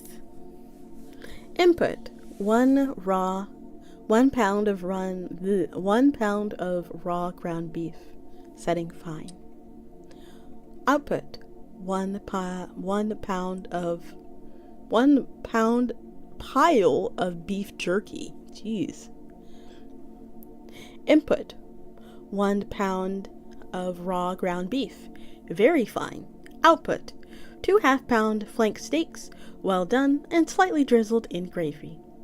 Input: 1 pound raw ground beef. Setting very fine. Output: data has been expunged. Subject was terminated with no casualties.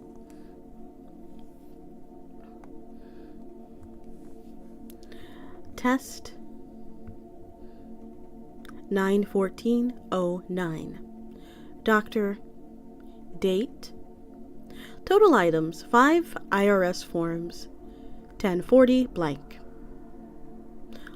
Input: 1 IRS form 1040 blank. Setting rough. Output: several hundred thin paper strips. Input: 1 IRS for 1040 blank. Setting coarse. 1 block of wood wet with strong smelling liquid. Tests indicate that the liquid appears to be composed of a variety of chemicals used in the paper making process. 1 IRS 1040 form. Setting 1:1. Output: 1 IRS 4868 blank form.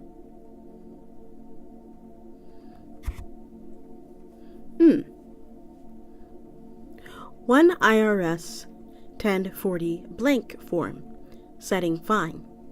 Output: 1 IRS 1040 form, with all the blank space, including the margins and the back of the page, filled with imprecations against the IRS in taxation in general in the following language in order of the quantity of text from greatest to least: Basque, Quenya, Sumerian, Cherokee, an unidentifiable language with a writing system composed of curved symbols, Chinese, classic Chinese, English, from the curses used apparently era 1650 to 1750. After a long study of the unidentifiable symbols, Dr. could identify no commonality with any of the other languages present on the form. The Sumerian contained 3 words unattested from any known text. The Quenya had its cursing of the IRS interspersed with reputations of someone or something called Morgoth.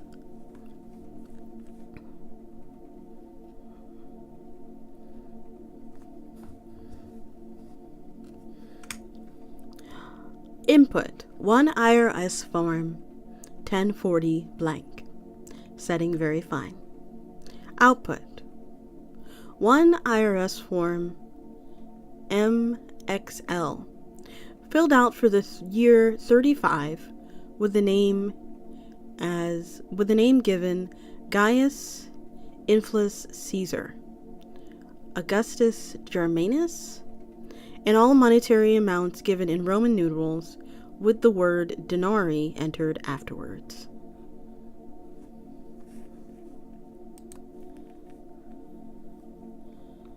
Interesting.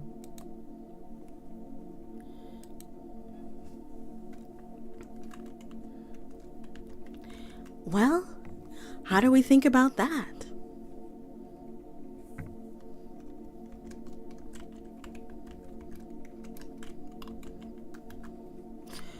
What do we think about that, you guys? Did you have fun? Oh, like clockwork. Yeah, like clockwork. If you will excuse me a little bit, I need to go to the little...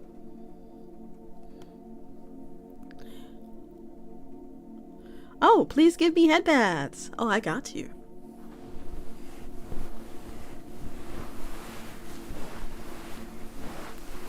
Headband. Oh, welcome in, boss. How are you?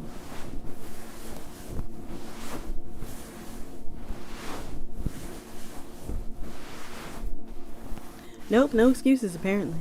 Well, of course, I can do a little head patting before I have to run to the little vampire's room. I am that dedicated.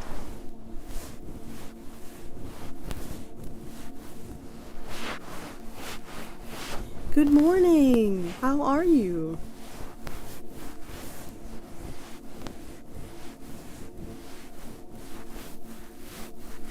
I'm afraid this may put you back to sleep.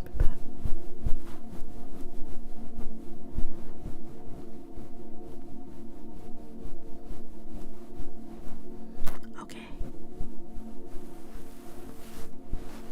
Oh, are we joined by one of the Eldritch ones? Yes! Yes!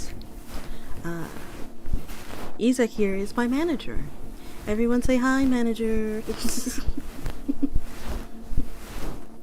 Eldritch being. Okay, one sec.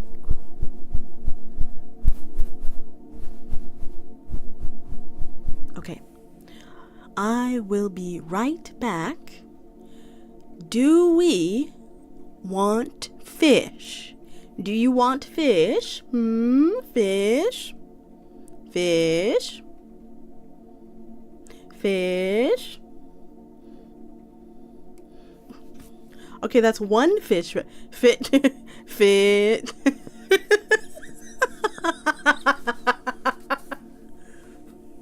Fit. Oh, here we go.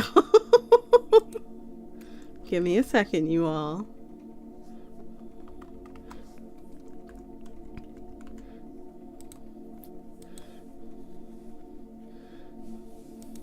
Let me get it set up and then I'll go run off to the little girl's room.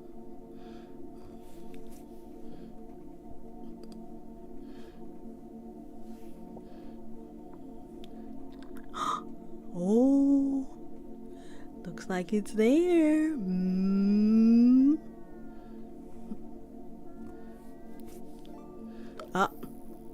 Can I at least go to the bathroom for? Can I at least go to the bathroom? Hello?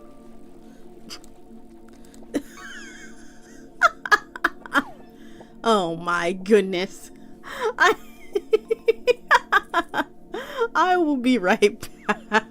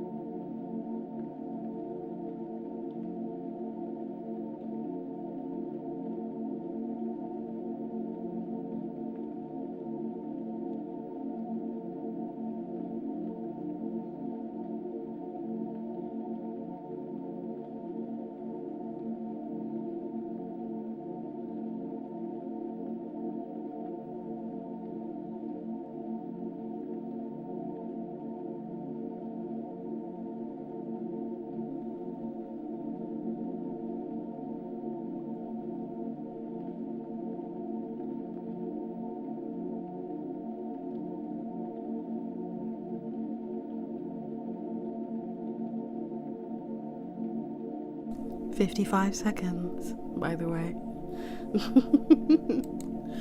Oh, boy. There only needs to be one opera. There doesn't need to be two.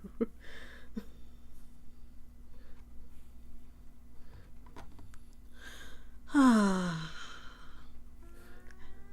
Oh, there it is. Where is my chat?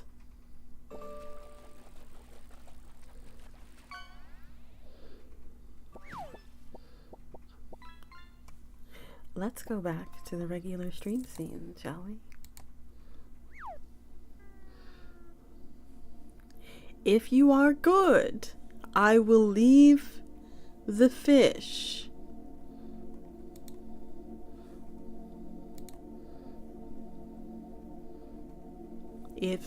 If you all are good, I will leave the fish. Yes, if you're good, I will leave the fish.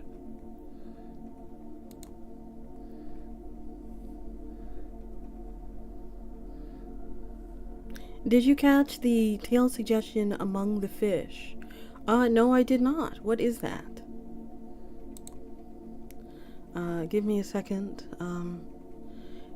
Let me put in a fish command of my own so I can find where it is.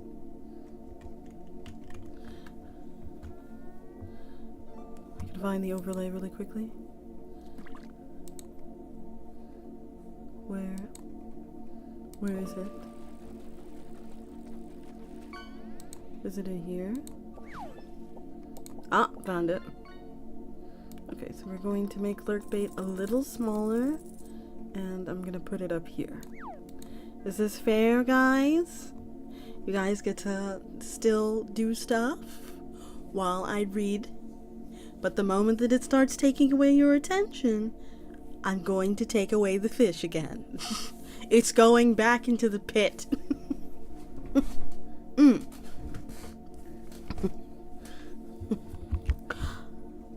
That being said, yeah, you can read this one.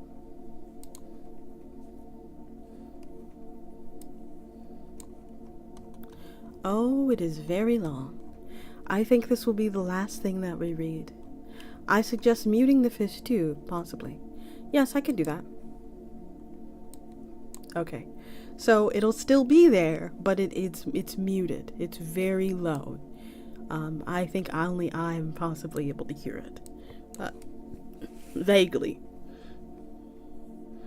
Also, the date is wrong. Nobody told me that the date has been wrong. The date has been wrong this entire time, I believe.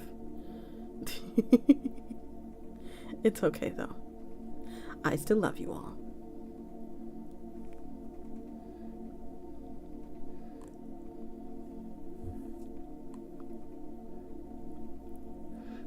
It's okay.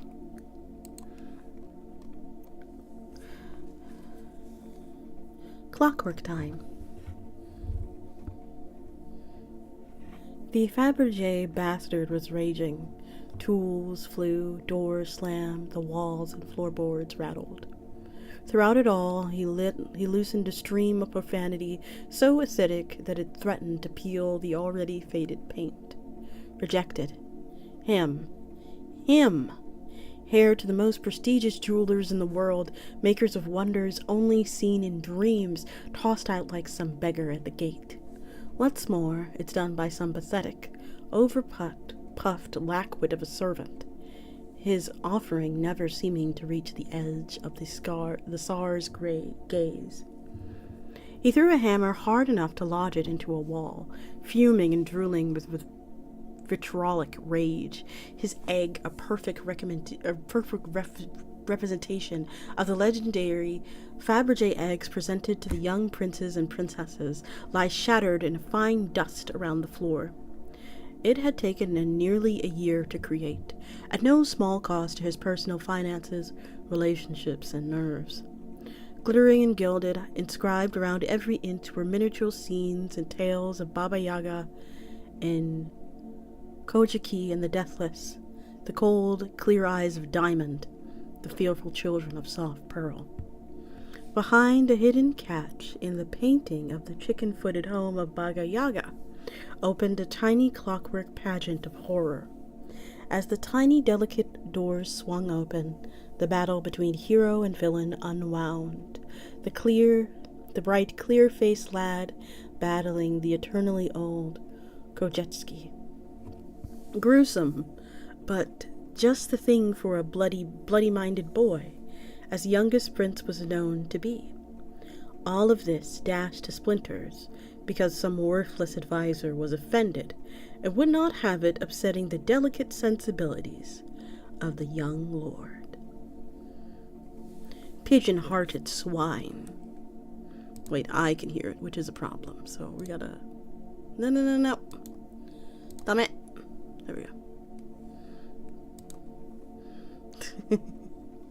Nice. It's tangy. I'm gonna duck because there's a tomato coming.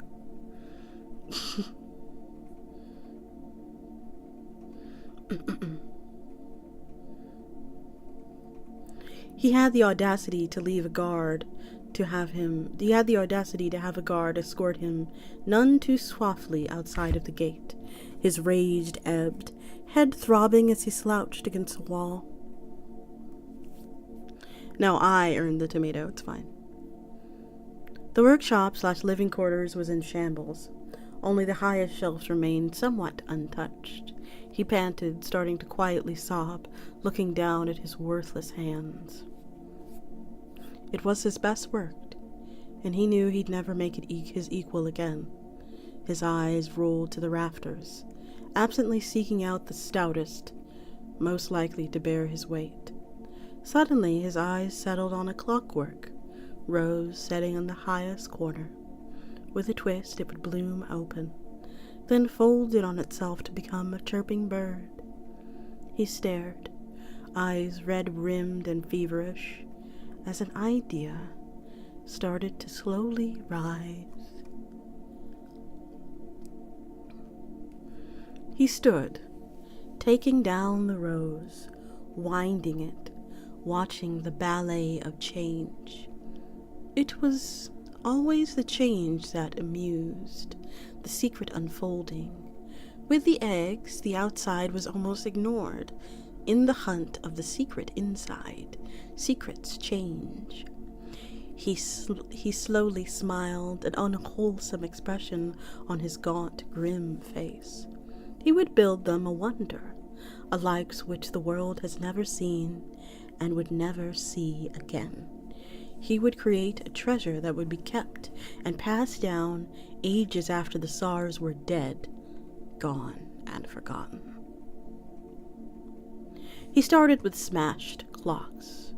Crawling from workshops and rubbish heaps, he gathered every toy, tool, or clock he could find with so much as a cog in it. His workshop filled quickly, with stacks of gears, belts, flywheels, and springs, all ordered and stacked to the rafters.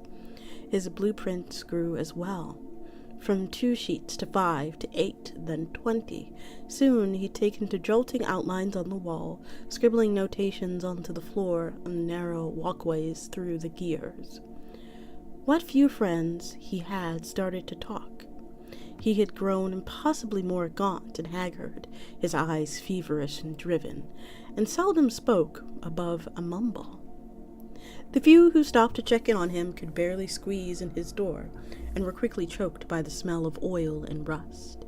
His already limited output for jewelry and clockwork stopped completely, along with his income.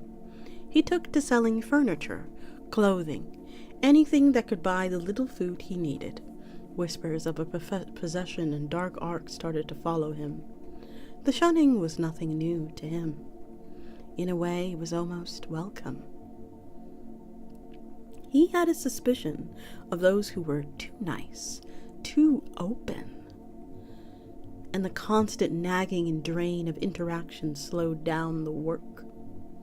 Since discarding the frivolity of sleep, he had gained even more time to devote to the work, the petty whining of his neighbors over the night noises silenced by his grim stare.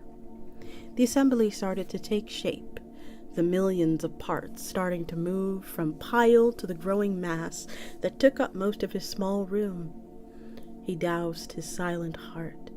He doused in its silent heart, close to sleep, as he had been in weeks, and listened to the phantom ticking of the coming birth. He poured all he had, all he was, into the work. He spoke to it, cajoling, cursing, whispering, shouting. He lost flesh to slip bolts and suddenly engaged cogged. He poured blood and pus over chisels, owls, screwdrivers as his hands split, blistered, healed, and then split again. He asked the mass its opinion on its slowly forming wooden skin. Should the window go here, or perhaps a tower, a rabbit or a rat behind this tree? The first time it started, the clanking and rattling caused dust to pour from the roof. He embraced and kissed the wood and metal horror with more passion than he had ever shown a woman. Finally, it was ready. So large he would need to batter down a wall, so heavy that it would take 30 stout men to hoist it out. He touched it with all the delicacy and adoration of a father touching the tiny fingers of a new child. It had gone. It had gone beyond a simple gift, an offering to the mighty. It was all he had ever known. Lover, child, mother. He had wrung out all that pinched his soul had to this beautiful, terrible creation. The parade was a grand affair, if boring. In the 5 years since a gaunt, grim man was turned away from carrying an ornamental egg, the Tsar and his family had changed a little. Perhaps a little more fat on the lord and lady, a little more firmness, feature to the princess, and some suggestive curve to the princess, but otherwise an identical portrait.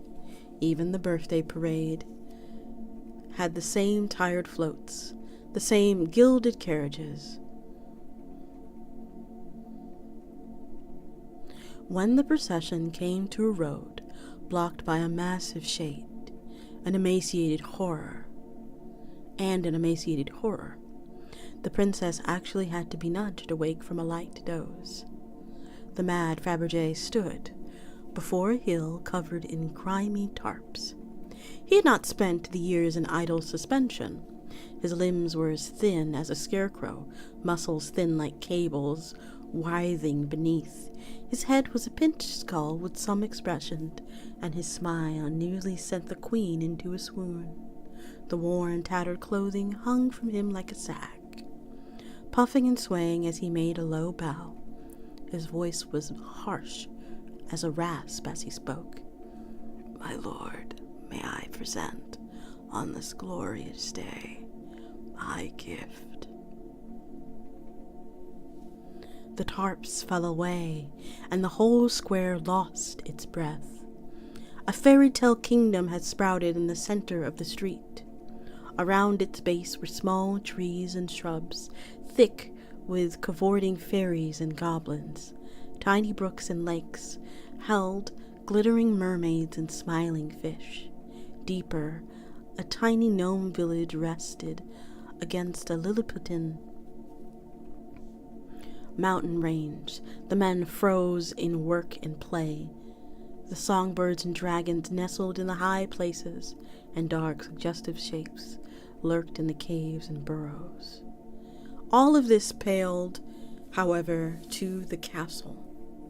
With spires rising nearly 20 feet in the air, it shone like a vision of another world. 2 large, stout gates stood open, armored knights guarding the way to the plum helms. Balconies held ladies of unearthly beauties, their suitors bent a knee in devotion or shielding them from the horror spawned from the darkest dreams of man. Grand balls and feasts were frozen in the inner halls, and a king with a visage radiating power over a trial. The moat swarmed beasts, and every pentacle played roost to all manner of wings. Speech was impossible. Every inch glittered and shone with gems and gilding. Crystals radiated rainbows along every surface. Pearl and gold shimmered like a dream. The creator stopped to an alleyway and drew forth a mangy dog, gently jostling it up the shimmering walkway of silver to the left castle gate. He closed it and stepped over to a fairy ring of silver mushrooms. They were arranged in tiny statues, and he lifted one up, fitting it into a small stone altar above the ring. He then slotted a polished brass key into a slot below the stone and twisted. Suddenly, the kingdom came to life.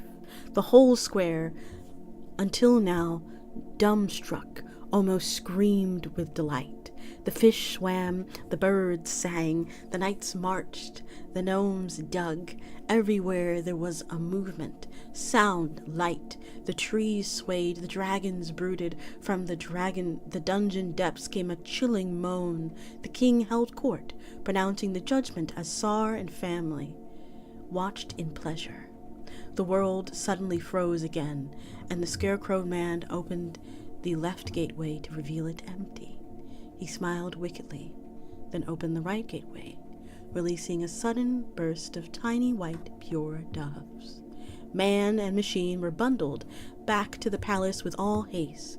His repentant, almost demonic appearance was almost immediately forgotten in the wash of this new amusement. A ballroom was cleared, walls raised and to be rebuilt to admit the massive piece. Items were found, placed, and reborn. Wonders beyond imagination were born from base objects, glittering thread from stone, a clockwork kitten from an old clock, a wobbling jelly that could not be punctured, torn, no matter how abused, from a simple ceramic jug.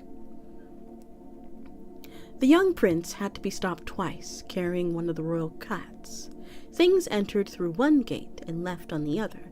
Never then could they be returned to their former shape. Still, a canary was sacrificed to the cause, and emerged a peacock in perfect miniature.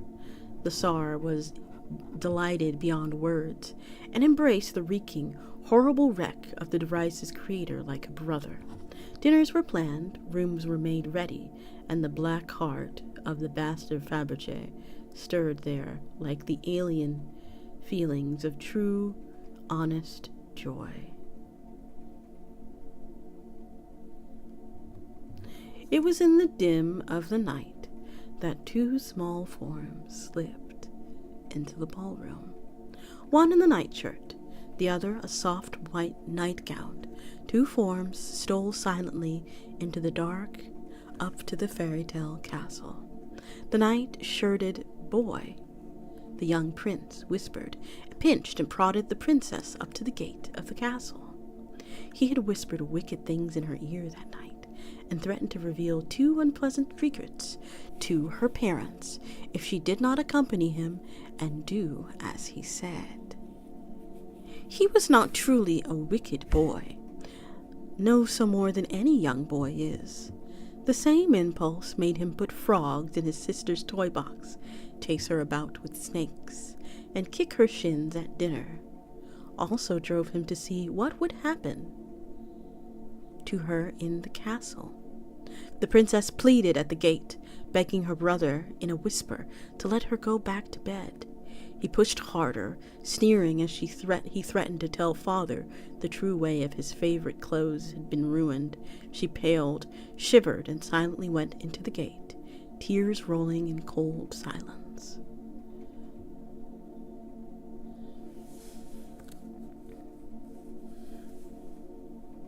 He pulled shut the gate, his little daemon heart racing with naughty glee. He hopped into the ring, selecting the frog with barely a suppressed giggle. As he turned the key, he settled accounts for many of his sister's tattling, her clever remarks and finger-pointing. As the castle sang and clanked, the prince grew afraid. If someone should wake up, he would be blamed for sure. He started working up a hazy lie as the figure danced, practicing a half-asleep blink and a story about being woken up just moments before the first to arrive. He was still practicing when the castle stopped and opened the other gate.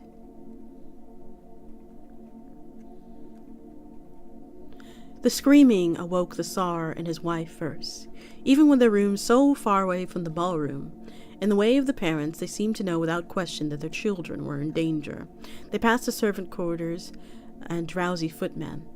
The Tsar, a grim-faced ghost in pale robes, he burst into the ballroom, servants quick on his heels, the door crackling, the plaster behind it with force. The young prince was curled in a short pace from the castle, sobbing and gibbering, shuddering as with great cold. As the Tsar went to his young son, he heard a sound from the castle. He looked, and his son was forgotten. Hell had been born in the fairy wood. A blubbering, writhing mass worked to push through the trees. Hard nibs would look like teeth, scraping as it crawled. Oozing pods, which might have been eyes, drooled, hissing pus, the bloated wound-like mouth working in soft horror. The sogging, dripping paws pulled and plucked at the shining ground, tubes and strings waving along the heaving back. It squealed at the assembled men and women, and tatters of the princess's nightgown still hanging, trapped on the folds of its flesh, its little tiara sunken into a hollow pit of a nose. The servants were dumbstruck, frozen by fear, none even as serving as the Tsar's wife swooned and hit the floor with a heavy thud. The Tsar rose slowly, too shocked to be afraid, and went to confront his daughter.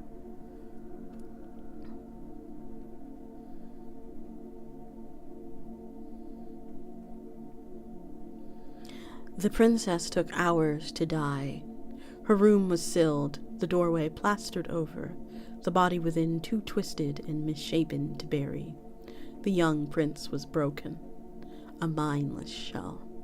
His ability to speak decayed over several months, finally little more than a shambling ghost, left to stare hours at windows and walls. The Tsar fared little better. He wandered, staring at his throne at times, as if he had no idea what it was, suddenly prone to fits of sobs or acidic rage. The public was told nothing. The servants and attendants that hellish night threatened with death for the mere breath of the truth. The mad Fabergé fared worst of all. Besides the princess, he was bundled from his bed by 6 guards, a bag thrown over his head and an armored fist in his belly. He was dumped in a cold cellar and left, bound and bagged for a full day, soiled and exhausted. He was drawn up and the bag removed, only to face the haggard, manic state of the Tsar. The mad Fabergé hardly had time to speak when the Tsar's fist shattered the already cracked teeth and sent them lacerating into his tongue. It was impossible anyway. He beat him on and off for nearly 2 days. Finally, the man's fingerless palms hacked off, his remaining eye gouged out, and locked him in the deepest, darkest pit to rot. The fairy palace was removed. For all the Tsar's wrath, he could not simply destroy it. The sight of it overwhelmed him. The mere mention of it was enough to give him shudders or migraines. It shifted painfully along to a basement, to a disused wing of the palace and forgotten. Over time, the gilding was peeled and the gems worked free, the statues stolen. Years came and went. Now the bare wooden shell slowly warping and splitting with age and season. It was moved and moved again, finally coming to rest in a vacation home of the royalty, buried alongside unknown and uncared for treasures. A legend rose about the forest and castle. The great-grandchildren of the now long-dead Tsar scared each other with stories about it, daring each other to slip into the dank, dark storeroom and touch it. An ancient crumbling butler finally spilled an age-old, faded copy of the story.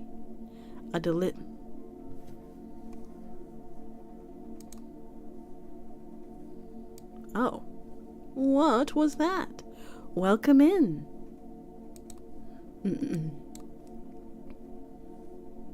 Oh, let me go check on YouTube.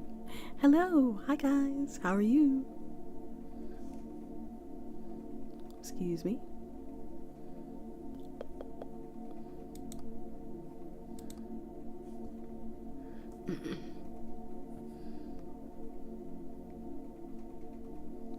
A legend arose around the wooden forest and castle.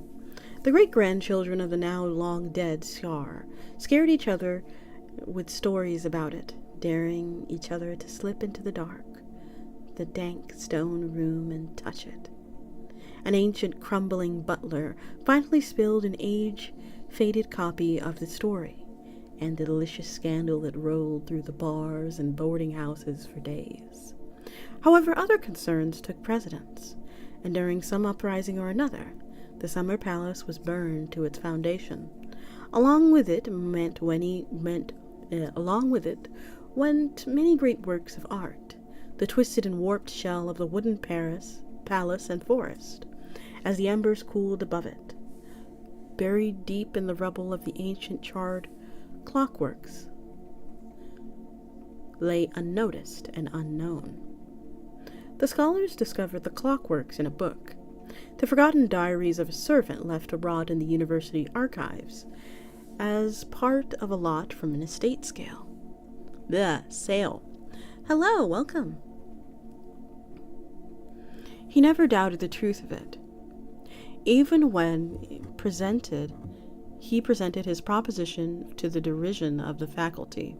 He pooled his own funds and tapped other resources of varying levels of legality and set out to find it.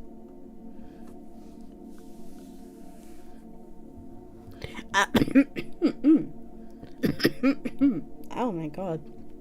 Excuse me. Whew. After 8 weeks of searching and excavating, the scholar stood, reeking filthy over the unearthed sorrow of a Tsar. 2 more weeks. Hydrate! Sure.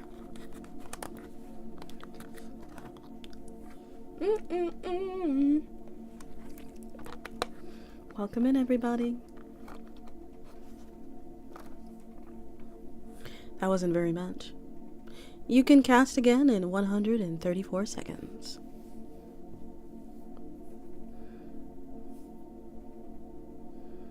Two more weeks were devoted to the planning of transport. The device was impossible to disassemble, and the scholars would not risk any more damage to the device than had already taken. It was lifted whole cloth from the pit, boxed and padded lovingly, flown back to the scholar's home at the maximum of expense. There, 2 rooms were gutted and hollowed out, and the monstrous metal hulk was shifted into place. For weeks, the scholar pried and probed at the mass of clockwork, but could divine nothing. Tentatively, safe experiments soon gave way to more dramatic and less reasoned theories. If he had a large panel, filtered over the long destroyed one, much more simple and direct notations on it, his classwork and other research projects suffered and were ignored. He became more and more prone to rambling and outbursts of disjointed theories, always mumbling, "I've almost got it cracked." Others drew away from him, as if he had carried a plague that they would catch.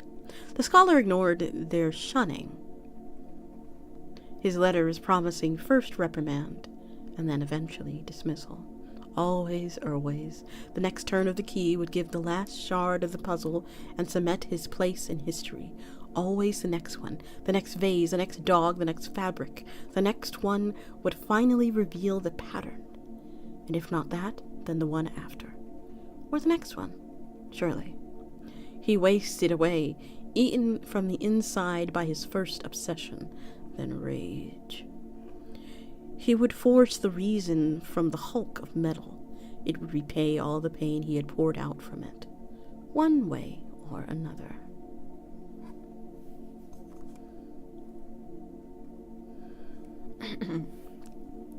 The police found him almost by accident.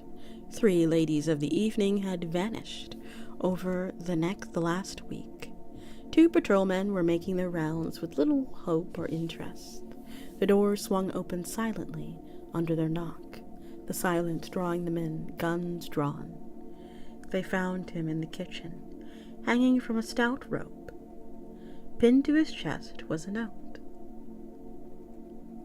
I have touched the hand of God, and I have found that it is the same as the fiend. Hell is all around us. Forgive me. Forgive for what I have done. The true patrolman swept the house as they called back for help, expecting little but the boredom and numbness and regret of any suicide process. No one knows exactly what was found in the basement. Only one of the officers came back up. He never spoke again in his short remaining years. Whatever was left in the masses of strange, swooping scars over his face, and left his bones brittle as glass.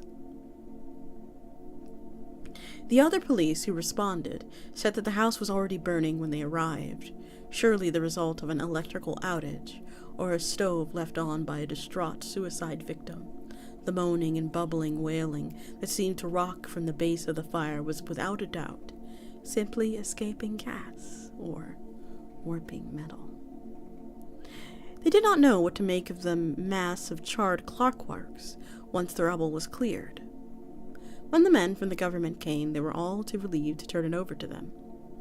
It might have been that release that caused them not to look at the ID cards for too long, or, follow the case too closely. The story faded as well. Just another tragic fire from a victim of professional stress.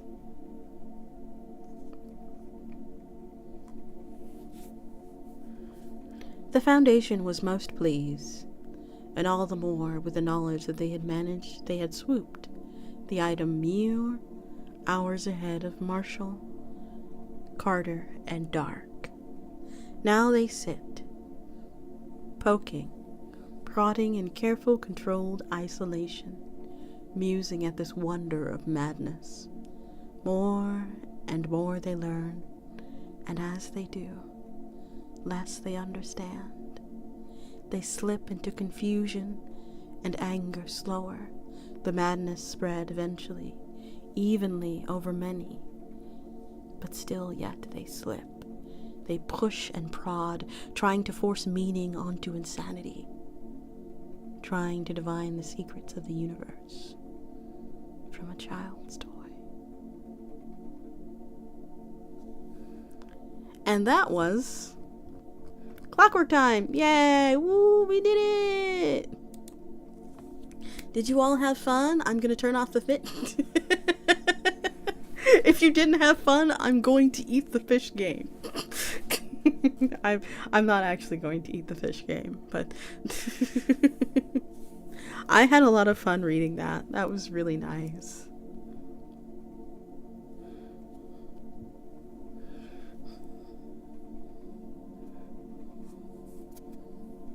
Fun was had. Nice.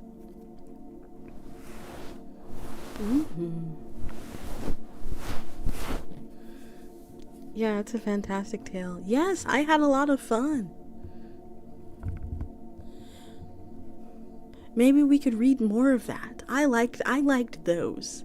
I like the tale side of SCPs.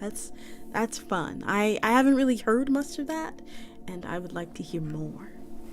Got any more of them tales? But. We have time for like a little... I have an idea that we can chat about later. Okay? Just let me know. You know where to find me. My office is literally open layout. I can't escape any of you.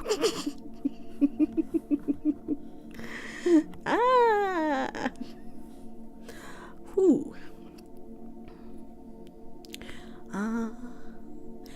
let's do maybe 20 more. Let's do maybe 20 more minutes, and then we can call it a day. Or maybe a night, because, it's evening. All of these SCPs have been so much fun to read. Thank you so much for giving me the joy and pleasure of reading them. I don't know why I said it like that. Pleasure. At least your crows don't leave plop-plops all over the place, unlike the pigeons that flew through to that time. Listen, pigeons always get such a bad rap. They're so cute. Pigeons are so cute. They are not as cute as my crows, mind you, but they are very cute.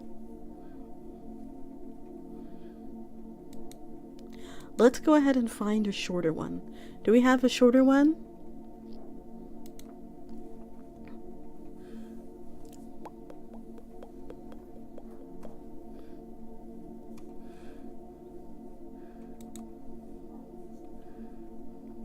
Maybe we could read more of the Clockwork,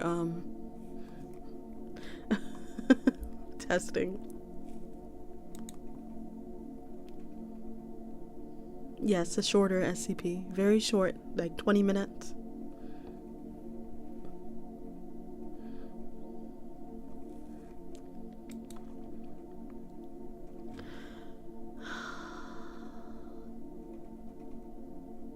Oh, actually, I have a script for us to read, if you'll let me.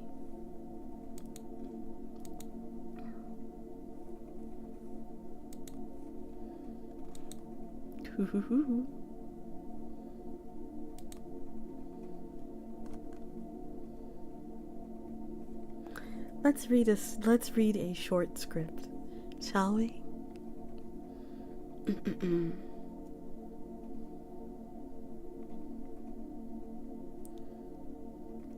Let's begin.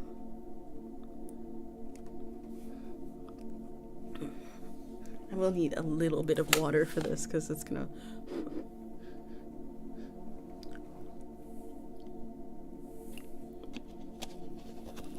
require a little bit of doing. Just a small bit of doing.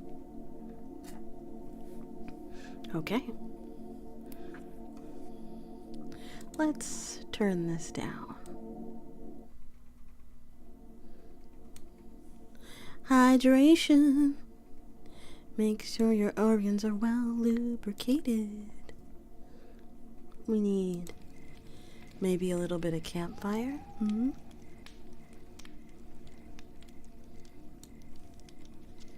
Okay.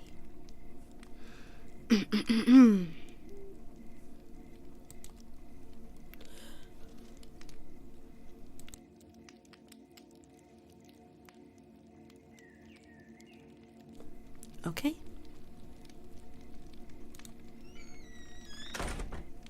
Oh, good. You're awake. Looks like you're feeling better. Don't try to sit up too fast. You really had me worried when you and the woman that you were collapsed with on my doorstep last night. It must have been really tough wandering the woods, just the two of you. Oh, shush, shush, shush, shush, shush, shush. Please calm down. That was your sister. I see. Well, she's fine. I'm taking care of her in another room. She was absolutely boiling with fever. It's calmed down now, but you can't really do anything for her in that state. So focus on getting better yourself first. Here, I've brought you some soup. Oh, don't get worked up. I'll prop your head and feed it to you now.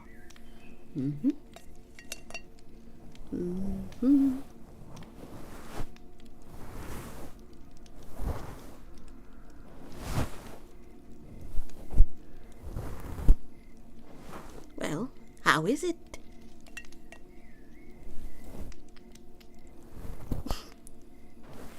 Delicious. Oh, that's what I'd love to hear. Here, have another spoonful. Oh, of course. Both of you are proper adults already. But when you get to be my age, you all look like adorable little babies. Oh, thank you for saying that. I do my best to look young and spry as possible, so that means a lot. What brought you to my little cabin anyway? It couldn't have been easy to find. Oh, sorry. Well, isn't that great? I never thought the smell of my baking would help lead some kids to safety. How about this? When you're all healed up, I can give you a slice of the pie I made. I'll even make it extra big.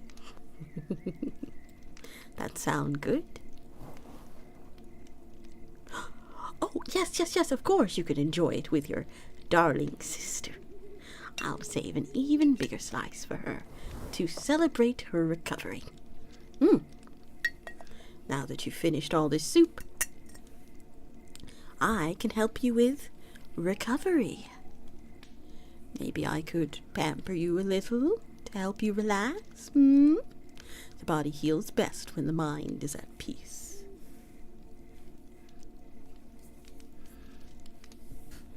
Just a moment. This requires something I have prepared for this. I have prepared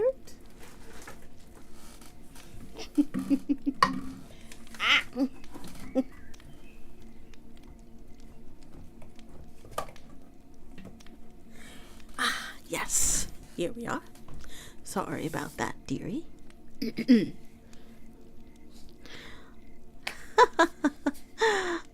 Would you be okay with that from an old lady like myself?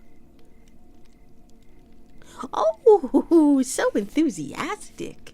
Right, I'll get right to it. I was thinking I'd start off with a lotion massage. It'll feel great, and it will help treat all those bug bites you got from spending too much time in the woods. You can keep lying there, and I'll just pull down the sheets a little. Let me warm this up for you then. Just a second.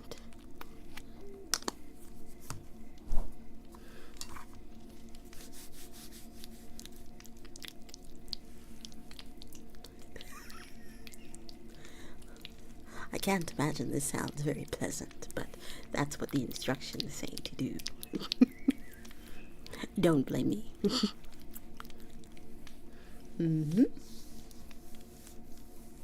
And I'll rub all of this all over.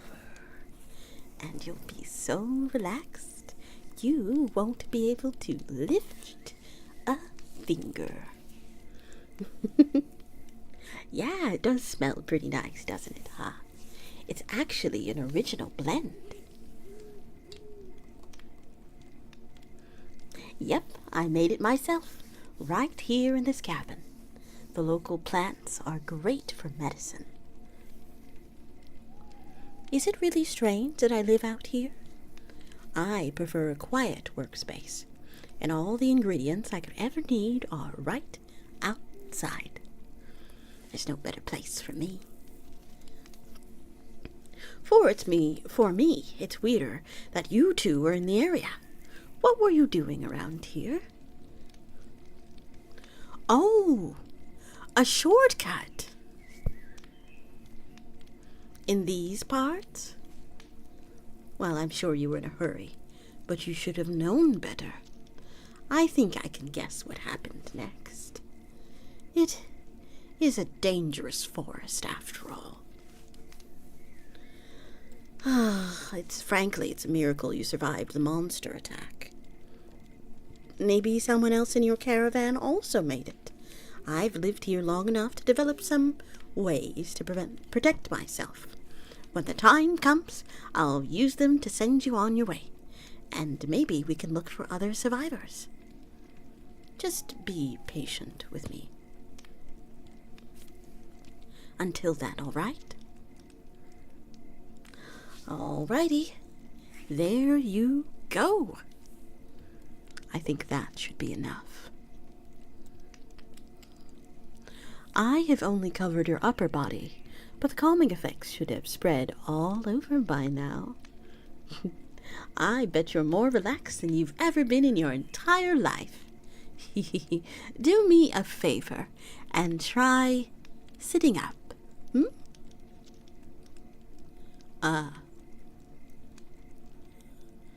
Are you trying? It looks like you're just laying there peacefully. But inside your head, it's anything but peaceful, isn't it? Must be a terrifying sensation when your body doesn't listen to you. I wasn't lying when I said I would help you relax. Your muscles are so relaxed, they won't be doing much moving for a while. Plenty of time for us to have a more candid chat. By this point, you should still be able to speak, but just barely. So, if you have any questions for little old me, ask away. Why am I doing this? It would be a waste not to, after all the trouble I went through.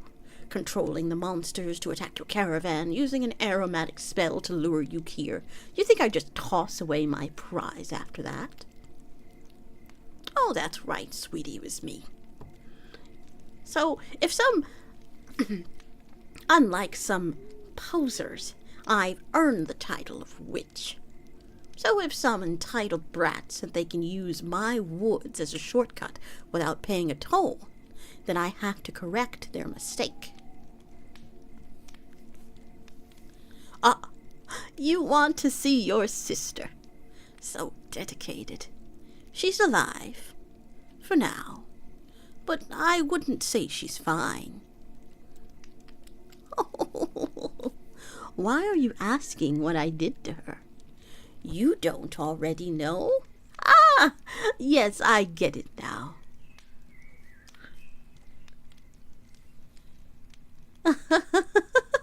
Some big brother you are. Can't even recognize your cute sister. My birthday.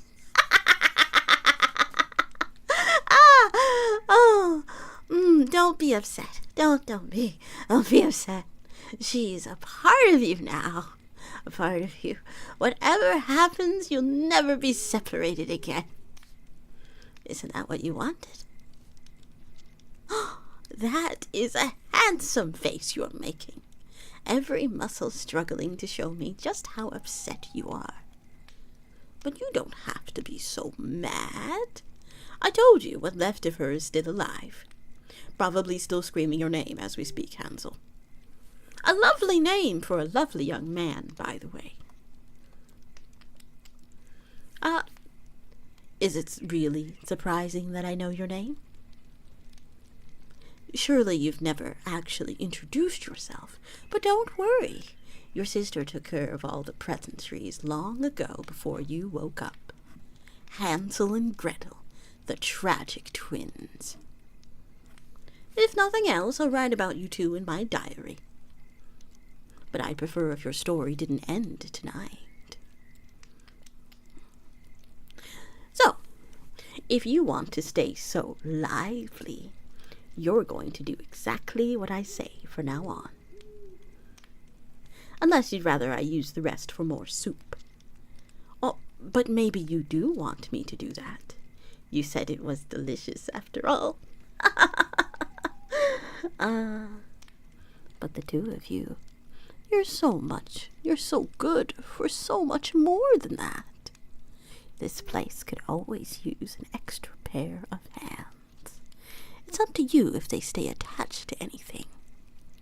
So what do you say? Want to help a poor old lady around the house?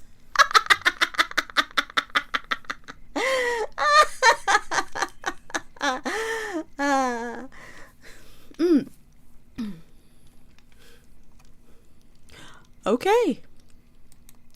And that was A Kind Lady in the Woods Takes Care of You. Did you have fun?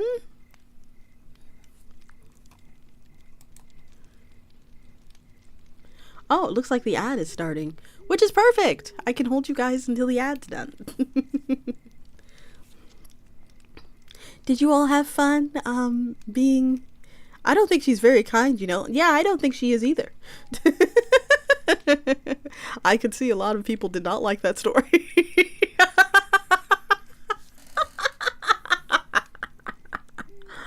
Oh man, we're gonna snooze the ad for 5 minutes. And let's go ahead and find someone to share our love with.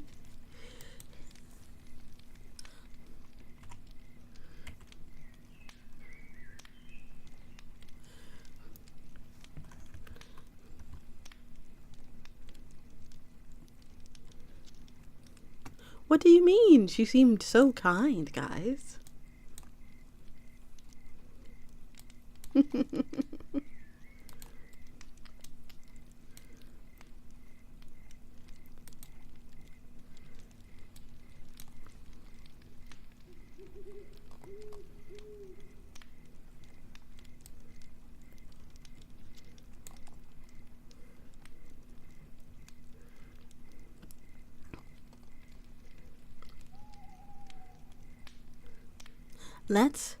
I think you need to update your... Made us a nice pie and everything. I know, right? She even made us soup. Do you know how hard soup is to make? Nowadays, you have to do like so many... You have to do so much stuff lately. It's crazy. Let's go ahead and visit Electro-Umarid. Unless you guys have somewhere else I need to go. I doubt. I doubt. Yeah, let's go ahead and visit her. Oh, is this in Spanish?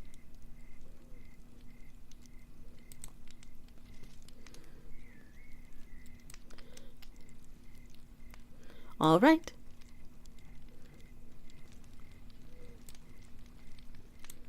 Okay. Are you guys prepared? Let's go ahead and raid.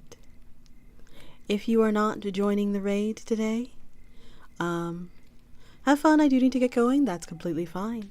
If you are not joining the raid today, then that is fine. Feel free to get some sleep and rest.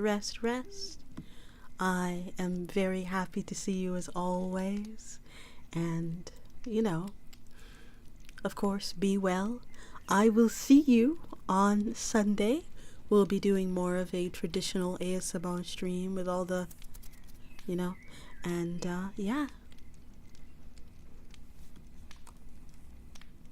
Thank you all so much for coming today, and let's go ahead and say goodnight. If I could find my thing.